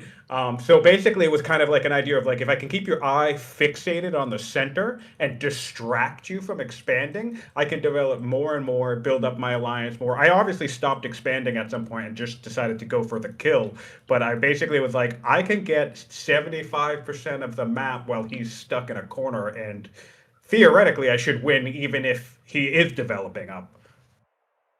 Yeah, that was pretty fascinating. We had a lot of interest in whether Marauder would ever spot that city to the south, which I think technically he never did, which is pretty nuts for a city that close. Yeah. And you yeah, mean there were many the- turns where he was just one tile away from those galls, and we're just like, when are they going to actually pop through? Because especially as Carthage, it's super important to know where those tribes are. And when he met the galls, not only that turn, immediately they started to raid against him. Yes. Well, that's what from my perspective, that's what I was waiting for. I was like, oh my God, please meet them already, because I knew, considering the fullness of the camp, I knew they would raid within a couple of turns, and that's what I wanted. I wanted Gacetas coming across the ocean for that distraction, and it kept not happening. It was like a tile away. I'm like, oh my God. Yeah. I mean, your use of tribes was very, very successful this game. Obviously, that Scythian warband that was like kind of wandering across the map was interesting too. You guys probably didn't notice during the game, but there was a moment when they kind of had to go back. They started going backwards, and that was because that 2-tile little narrow pass between the Zagros Mountains had 2 units on it, and so they basically they couldn't pass through, so they had to go back the other way around. Yeah. Which was, there's no way you guys could have known that in the moment, but it was pretty interesting to see. Well, I've noticed organized tribal AI is a little skittish sometimes too, because like they'll move towards a player and then they have like they have a little bit more self-preservation than a regular raid. So sometimes they kind of don't always go in for that kill, because they'll be like, oh, there's a maceman there, or there's an axeman there, or whatever. Like it must not calculate that it has the damage to do anything important. So that was frustrating, because the very first horde of Thracians moving towards the center was actually, I wasn't moving those. That was also another tribal invasion from the Thracians. And that's another thing that informed my central attack on the Vest. But then the Thracians also just kind of got halfway to the mountain pass and just sort of stopped moving. I was like, shit. I was kind of relying on them to keep moving, and they didn't. Yeah, we kind of wondered if that was going to happen, if there was just going to be this wave going to Carthage. But yeah, that mountain pass really protected him in ways that we kind of weren't expecting. And we also were wondering, like initially we thought you might be able to hold Espadana. We kind of rationalized that you founding Espadana was kind of like, you're like, I don't really care if I keep the city or not. Like if it's just going to keep him occupied, and it's kind of real pretty painful. Was it actually an empty city site? I forgot. Was it like, or was it actually there was a camp? It was there, right? barbarian side. It was a barbarian. Yeah, that's right, a barbarian site, right? So at any rate, we were wondering, like, you could have moved in the Thracians, but we wanted to know if how afraid you were of those Thracians being bought out from under you. The buying at this stage in the game wasn't concerning me too much. Every now and then, when he did it, like when he bought the Gaceta in the woods, I was like, oh shit, that actually is kind of unfortunate. But once the raid kicked off, also, I felt a little bit better about it. And that was also after I kind of reevaluated my Ospedana situation anyway, so I'll answer your question in a second. But basically, the reason why the tribal buying didn't bother me was because these things have to be like 1,000 gold per. Yeah. So They were very expensive. Yeah. I don't think he could have bought too many. So that's why we were wondering, like, maybe you should have just gone for it and sent all the Thracians towards Espadana. But I don't know. Well, for maybe me, you it didn't was have enough orders. Yeah, for me it was orders, and I mean I kind of was burning orders. I'll admit right now, this end, even though it worked out for me, was admittedly a little sloppy. And I mean, like, I had a lot of going in my favor in terms of just overwhelming force, which allowed me to make some mistakes. But in terms of the strategic value of Ospedana, I think in session 1, which concluded with being basically taking it, I think with the Gacetas and my nearby tribals, and yes, those Thracians, I was thinking, yes, I will defend this location, and he's going to be basically fighting a war for what theoretically could have been his like third city, and it just wasn't. However, by session 2, I don't know if anyone noticed, but as soon as I hopped in, I decided to civic rush a boat. And Oh, yes. I was my just about to idea discuss also, boats. did Yeah, go ahead. anybody catch the treachery mission on Leptis Magna? Yes. Eventually we did. We didn't notice until it triggered. Then we were like confused, and then we realized what was happened, and they were like, someone used Yeah. treachery successfully. Did you start what we wanted to know is, did you start the mission the same turn you moved in the unit? No, I started it beforehand. I decided I better. did jump the gun a little bit early, and that mostly I don't know why, because I probably would have been successful, but like, when it's real time, you make mistakes, you do silly calculations. I jumped in to stop the Jewish wonder, but that probably wouldn't have mattered because I was literally about to blow up the city anyway. And Okay. if I moved everything once the city popped, I mean, it seemed like I don't think you would have been able to do anything to stop it. However, I guess you could argue that was a hedge against if the mission failed, I suppose. Right. But yeah, so basically by session 2, my plan for Ospedana was, yes, bring your units into the woods, try to take this city back. I'm going to set up some boats. I'm going to treachery Leptis Magna because I have Portcullis. And as soon as that pops, I'm just going to send everything. And I knew my leader, my Paladin, my single free Paladin cavalry did a lot of work too, because he was able to zip around. He was in Ospedana and then went all the way to Leptis Magna for a battle. And I almost failed to pop it when the treachery mission came undone because I messed up my training. I didn't have enough for a forced march, so I don't know if anyone catch me built that last final spare road to get that final hit. But is that why you had to work her over there? Yeah, I had to build a road. Literally, had no idea to build a road to get the final movement point to get one single damage on Leptis Magna in order for it to fall. That's pretty interesting. Yeah, as a caster, that's pretty hard to follow. We were still trying to catch up to the treachery. Sure. But that's pretty interesting. A couple turns later, we were like, why is there a worker there? And did it build a road or something? We were trying to figure this out. No, 1,000%. 1,000%. Wow. I did it for the movement, yeah. Well, it seems like your treachery mission, I guess maybe you didn't feel like it, but it feels like it was timed perfectly. So it was kind of interesting to see that play out. And I will say that there were a lot of discussions basically throughout the entire both streams about boats in that middle lake. And we kind of spotted early on that like whoever gets boats up in that lake is going to be able to take a huge advantage of it at some point. So I think there was a couple sequences in a row in Trenton where we were like, oh, he's not building a bireme. Why is he not building a bireme? Yeah. There was a point earlier. In hindsight, there was a point earlier in the game, I think in the middle of my battle for the vest, and I even spotted a spear when I did this, so I'm not sure, but I civic rushed 2 chariots, and in hindsight, that absolutely should have been 2 biremes for sure. Yeah. But, I mean, it's hard to pick those things up in real time with the time pressure. Yep. Yeah. I mean, I must also say that first battle of the West in the middle was really cool to see how everyone was using their scouts and stuff to angle. Kudos to Marauder for winning that.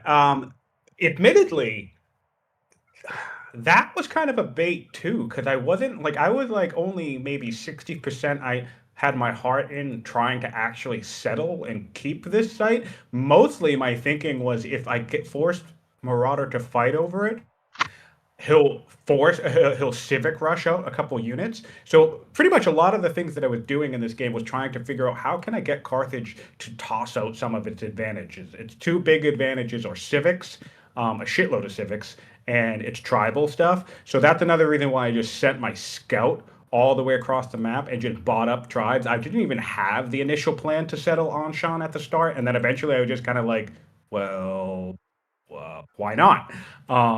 But then contesting Thevest was a quest to try and maybe cross my fingers, hope out he civic rushes a couple of units as a response, and that has him spending 200, 300, 400 civics on units rather than adopting a shitload of laws. How did you feel about that game, Marauder? I mean, you've been playing Carthage pretty much exclusively all tournament to a lot of success. Yeah. I was like maybe I should have picked Hattie because the start was unorthodox with the cows instead of farms. But in general, the first half, I mean, first session of the match, I felt okay. I knew that I'm on the back foot a bit. Also, the religion stuff, I lost the first dibs on the Zoro. So Right. I was on the back foot a bit, and That was I an made event, it. I think. Yeah, that Developing was culture. honestly that was luck. You, Okay. So my luck with timing. the map generation, and then luck with the religion. But yeah, it happens sometimes. No? And I think you yeah, adapted well, though. I really like the affable pick, and then I'm gonna guess you probably, since you start with divination, you probably built the Shrine of Balhaman like right away for your 2 growth. So I think you adapted nice. yeah, I did.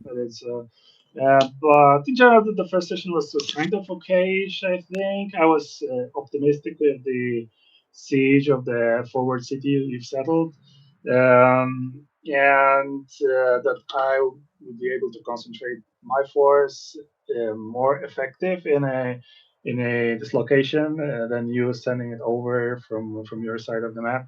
And you had this swift leader that helped a lot with all the raids back and forth on various locations. I also was really unlucky because I bought all the tiles along the coast of the continent, but there was two mountain passes, so I couldn't buy a straight Oh, connection with the with the water, so or the map angled like so. So I was needing to build biremes to make a connection, and I couldn't. My idea was to just juggle my forces around the coastline, north to the south, mhm. but it failed as well as well. So the things happen, and then really the second session. I'm not up to scale currently in this moment. So I've made a lot of mistakes. I didn't leave a unit in my seat that you've taken, the statesman seat. So the treachery mission would have been a bit harder to pull off if the unit stayed in the city. I also had an event that allowed me to build walls in the city, but I didn't. um, By the and way, That's actually kind of funny. That would have really saved the treachery mission. That's kind of funny. yeah. yeah. By So the way, so you can actually, sorry to interject, but you can't actually buy coastal tile. I think you can't actually buy those. I assume you're talking about that tile up in the north. You can't actually buy coastal tiles with a naval unit. Although I guess it has to be a bireme, I suppose. You can't yeah, just I work around it. had to make the bireme, but then I had to. You basically don't need to buy because you can anchor the bireme, right? Yeah, Because sure. otherwise, I needed to switch over to colonies again, or whatever the law is called. Also, an exploration scout would be able to do it too. Yes. Right. Yeah, I didn't have explanation.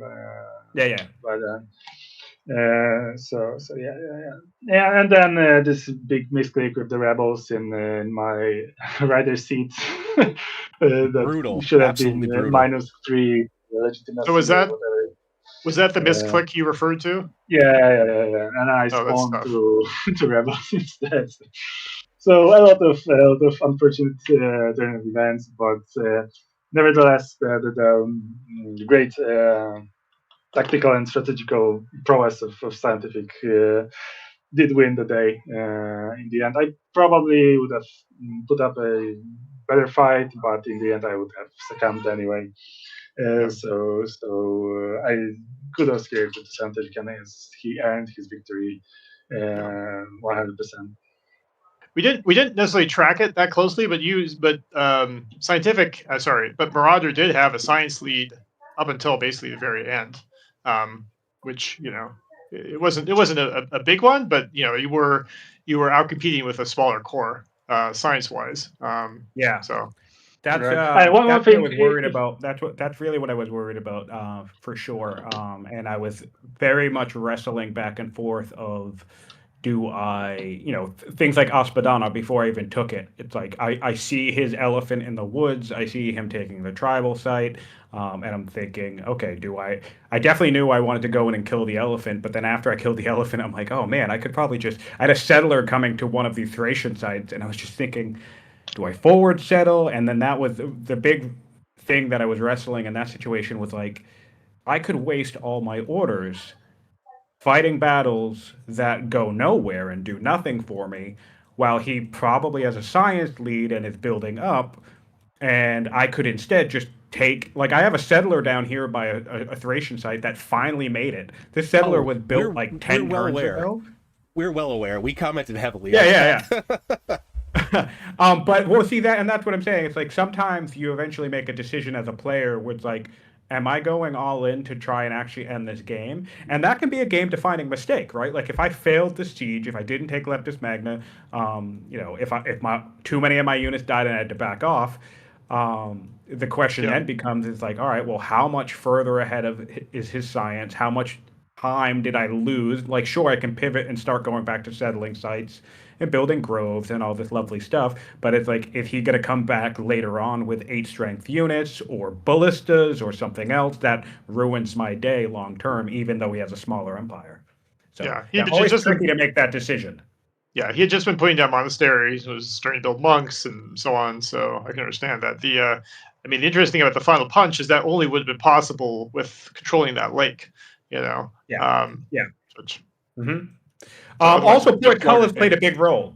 Portcullis played a big role. By the time I finally got an agent in the 3rd city, that was pretty late, but that confirmed basically having the 2 agents also, because like I can see the science coming out of Carthago. That's 21 science compared to my capital. It's only 16, right?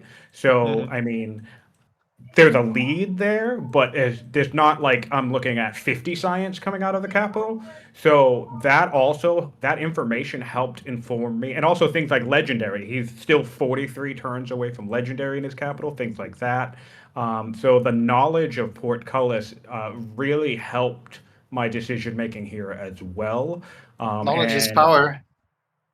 Yeah, I was going to start running treachery missions in both Utica and Carthago, and I had another scout 1 turn away that I was going to send north towards, I guess, Meleth. I didn't know what city was up there, but I assumed that was settled, obviously. So yeah, I was going to start just spamming treachery missions for the rest of the game, really. Here's something to be interesting if he's listening. To be interesting for something for Beck to check, where this game is ending on turn 74, and there's only a total of 30 victory points between the 2 players. I suspect that might be a low for that late into the game. That is a very low score.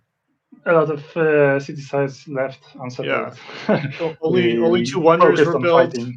Yeah, like half the map is still empty. It's just a very unusual game, which is great. I mean, this game was just it's nice for the games not to all play out the same way. Yeah, and so there was also a little bit of intent with that too. Obviously, the Orator was cheeky. The Diplomat was not initially planned. My first heir, from my ruler. I mean, I guess they look okay right now. They're an affable Pathfinder herbal tactician, I guess. But there was something about me getting them that at the time where I think it was a superstitious. They didn't have all the other strength. They got superstitious pretty early, if I recall. So there was superstitious tactician. I was like, well, that sucks.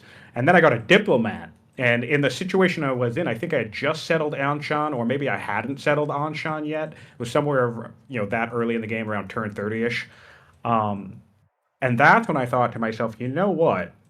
I think there's one thing that players forget about in this game, is you can give yourself a sizable empire with territory left unsettled, and as long as you piece out the tribes, you don't need to worry about it. I've seen games with players that have basically frontier territory, and they're consistently getting raided. And it's like, even if, without ignoring the diplomat, just use your ambassador, piece out the tribe, and forget about it, and focus on your opponent or focus on building up. So I kind of wanted to demonstrate a little bit of that element of this, which are like, he got boxed into 25% of the map with like 7 or 8 cities. And as long as I had, 7, 8, 9, 10 cities, that should theoretically be enough to drive the knife in. So it's kind of like there's 3 more tribes left on the map. I'll just piece them out, and if I can use them to my advantage, great. So when the diplomat came up, I decided to use the alliance and settle, move units, bank on raids heading in his direction, bank on him dumping his economy and more and more expensive tribal units, things like that. Yeah, people don't often think they kind of ignore both things often, like the ability for a tribal alliance, but then also the fact that you're going to probably generally have good relations with tribes when you're a diplomat. And yeah, I mean, we didn't even mention, I think, that aspect of it throughout the whole game. We noticed you were at peace with them, but of course that became a lot easier when they were all friendly with you, or at least pleased. Yeah, and I mean, the another thing is, I know, events play a role in the game, and there are a lot of very decent events that come from having good tribal relations, and they're sprinkled all throughout different mechanics in the game. And there are things like courtiers, there are things like little science boosts. On the last turn, I think I got a free, or not the last turn, but a couple turns ago, I think I got a free spear. I can't remember if it was related to a religious event or if it was related to a tribal event, but one or the other, you can get some units and stuff, mercenaries and stuff.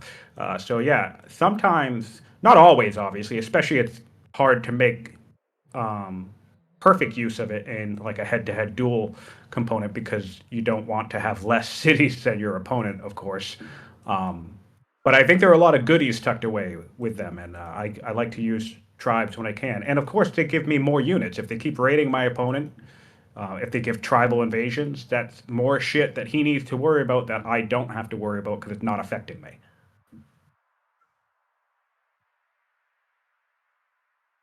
Yeah, that was also why the Gauls was raiding in the end. Yeah, I love that happened instantly. I was so that's what I was waiting on. That's why I wanted you to meet that camp. I was bummed to lose my 2 didn't do anything, to be honest. honest. Well, not yet, but they might have. I mean, one just made landfall, but if you had really a war on 4 fronts instead of 3, I mean, that's resources and orders you have to divert to deal with it. Well, you can only be so many places at once. The raid was not what decided the game. No, definitely not. No, absolutely not at all like a major factor in the game. Yeah, no, for sure.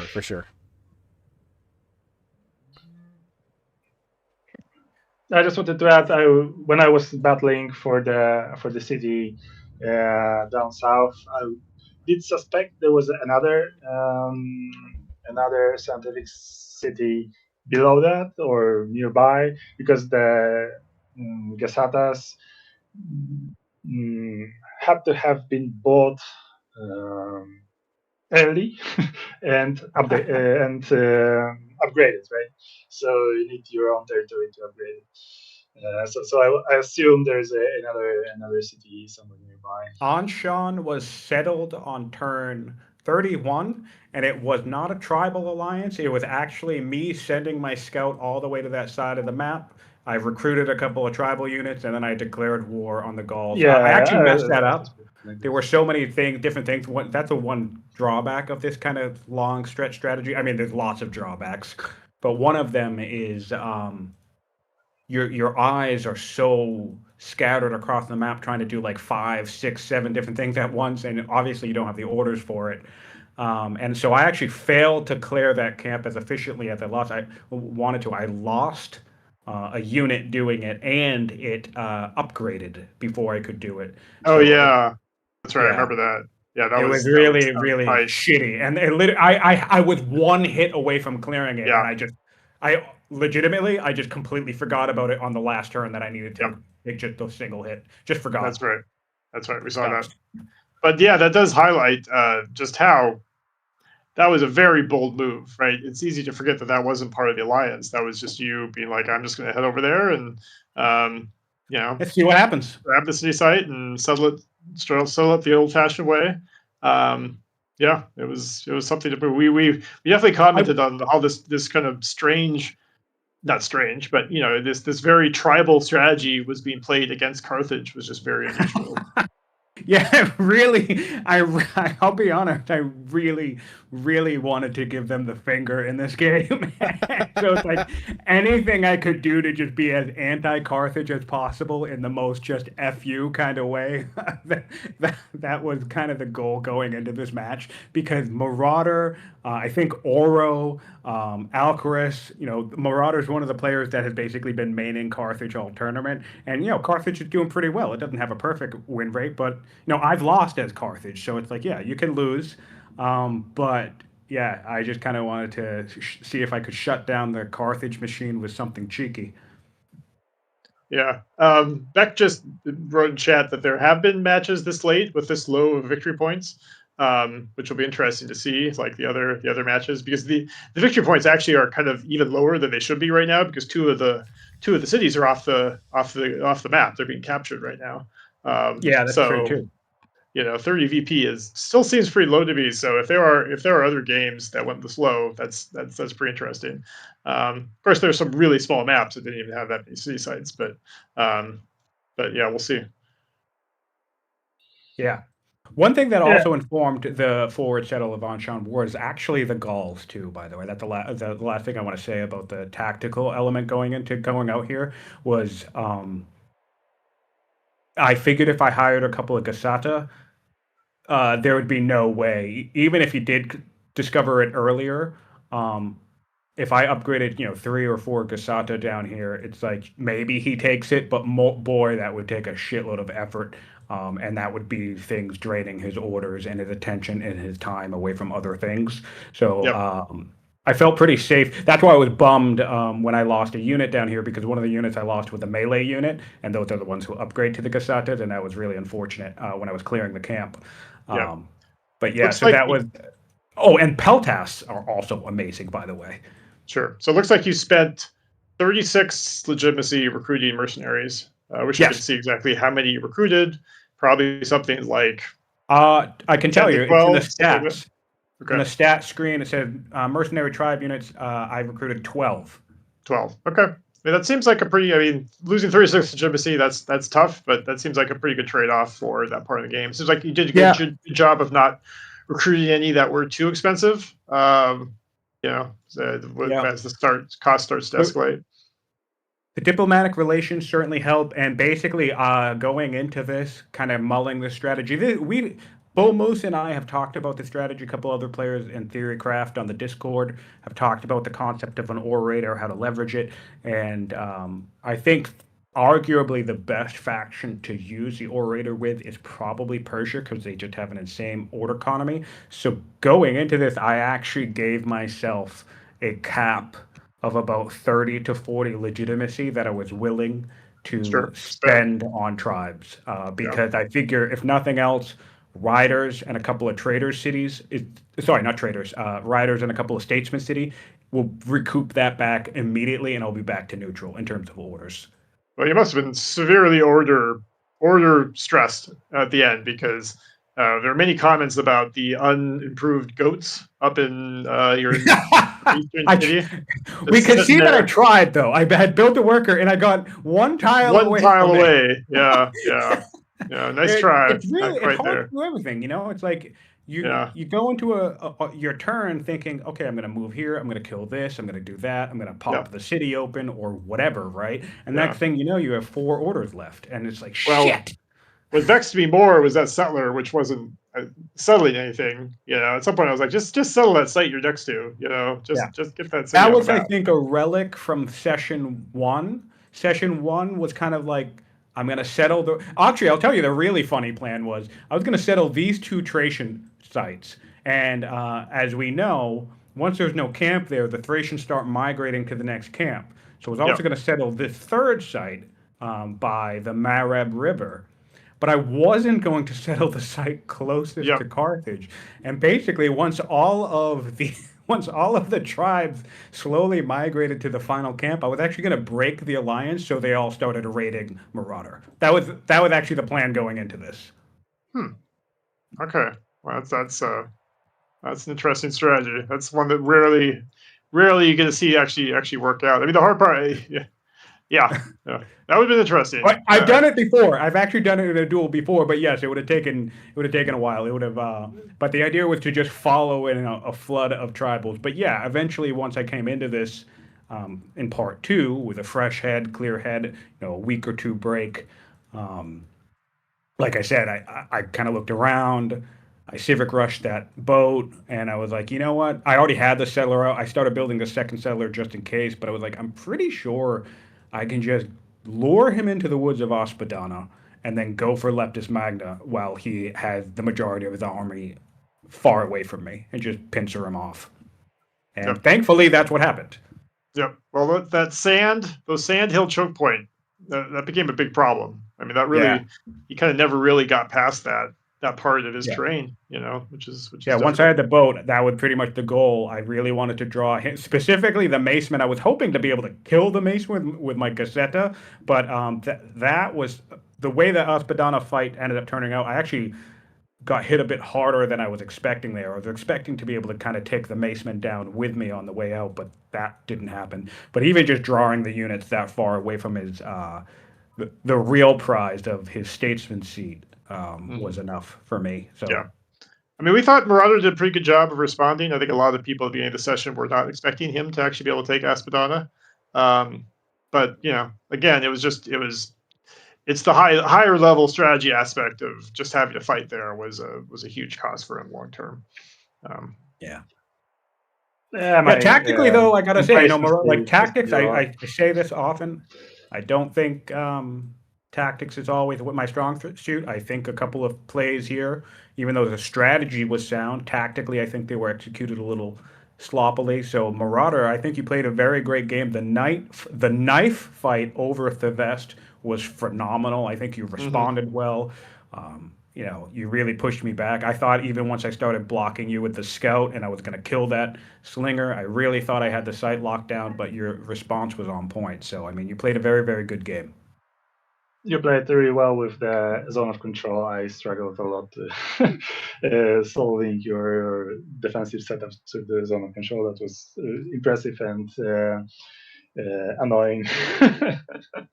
Very well set up. So I think you're too harsh on yourself with the tactics aspect, because the zone of control juggling is a key part of the tactics aspect, and you mastered it basically in this game. I've mostly mastered civilian body blocking. Actual zone of control between military units is still a tricky point for me. But toss a scout or a worker in the scenario, and I can really mess with you. Right. Makes sense.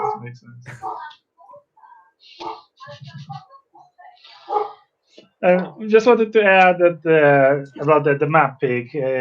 I've heard, I think you or someone else, I don't recall, talking with Filthy Robot about tournament maps, and he kind of gave this idea of the maps being the players'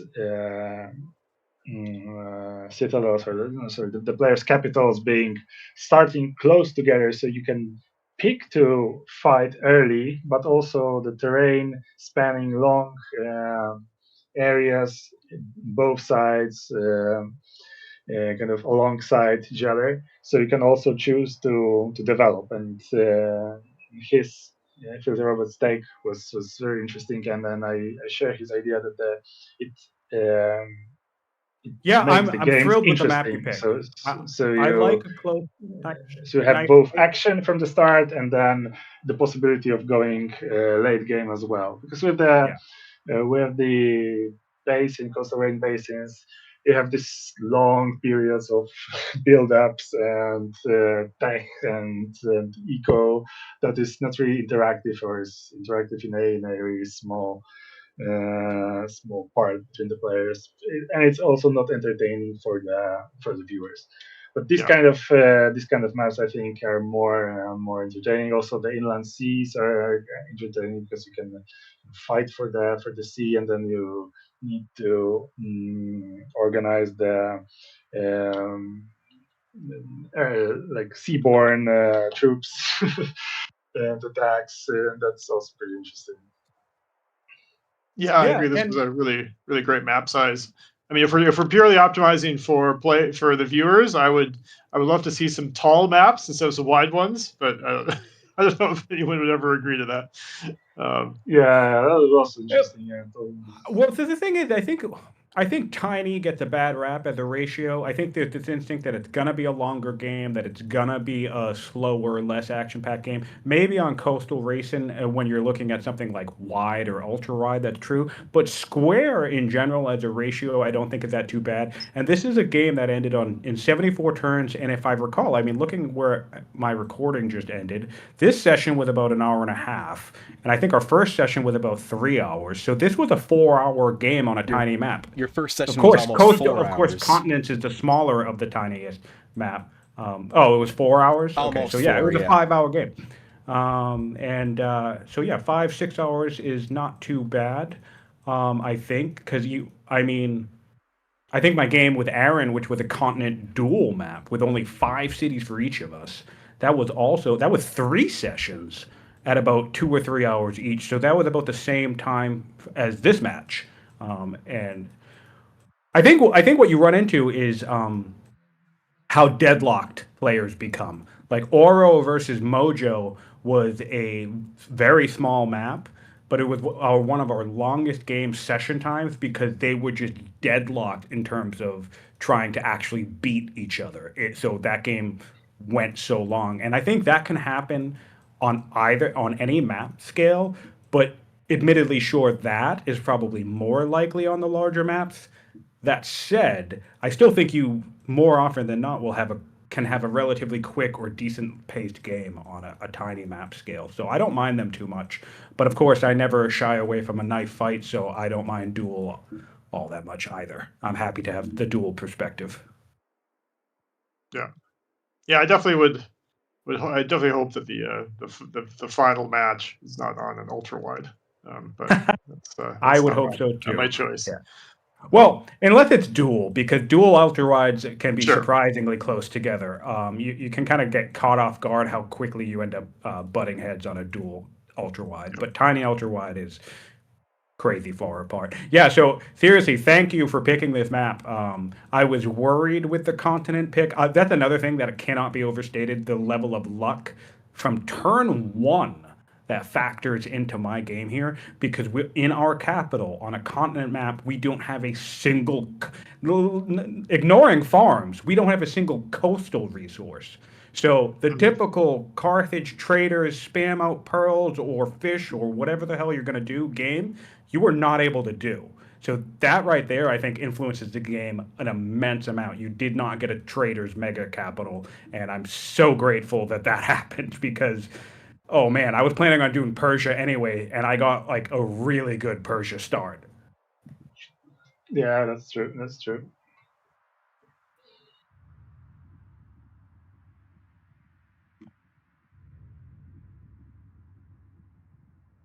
Well, it's been really cool to follow you throughout this tournament, Marauder. Hope to see more of you in the future. Maybe we can play a game. Yeah, you were Sure. one of my favorite players to watch, and for those of you who didn't catch it, check out Jams versus Marauder. We have Jams in the call. That was a really good match. Both players played well, and they had some really good fights. And my favorite thing about it is actually the very end, because it highlights to me what this tournament is all about. When we get into that post-game shot, Marauder is so excited. He's so elated that he won a game. And I remember when that happened, as soon as that was over, because I did the post-game chat, I sent that link to a couple of people, to Alcurus or whatever, because we're organizing the tournament, and being like, this is great. This is what it's all about. So really glad that you joined in. Really glad that you had fun, that you did well. Sorry to knock you out, but I mean, it sounds like you're busy with a new kid anyway. Yeah. It's for congratulations on that as well. But hopefully you'll be able to join in the next time we do one of these things. Obviously, if only life allows me, I'm all in for the next tournament. I'm happy to join and to see how the next one goes. Thanks for playing. Thanks for beating me up in this game. It taught me a very important lessons about tactics and strategies that you can take or prepare for the games. I don't have even close to that kind of a depth of the knowledge about the game to be able to even think about these kind of strategies. I just, I just click and see what happens. For now, maybe in the next year we will see something different. And then if there is an opportunity, I'm happy to play a game. You've got a whole year to practice, so yeah, definitely. Yeah, see how we go. Yeah, thanks. Well, if you ever have time for and you want to play a casters. duel, feel free to send me a message and we can set something up either on network or in cloud and play a couple games. It's always a pleasure to play, man. Sure. Thanks a lot. Thanks also for the casters for bearing with us and making great entertainment for the viewers. Yeah, thanks Alrighty. guys for casting. absolutely. And thanks, absolutely. Soren. Thanks for being here, man. Thanks for big the thank you to support Soren, that yeah. you and the team have given everybody. This has been such a great time, and everybody involved is having a blast. So thanks to everybody involved. Yeah, that's great to be here, and I've been really enjoying all the tournament the whole time through. So thanks for everyone for all the effort that put into it. Alrighty, well, I think with that will conclude our post-game call. Big thank you again to everyone watching. Big thank you to Soren. Big thank you to Sion and Marauder and Aran, our co-commenter. And we'll see you next time. Bye. Okay. Bye, everyone.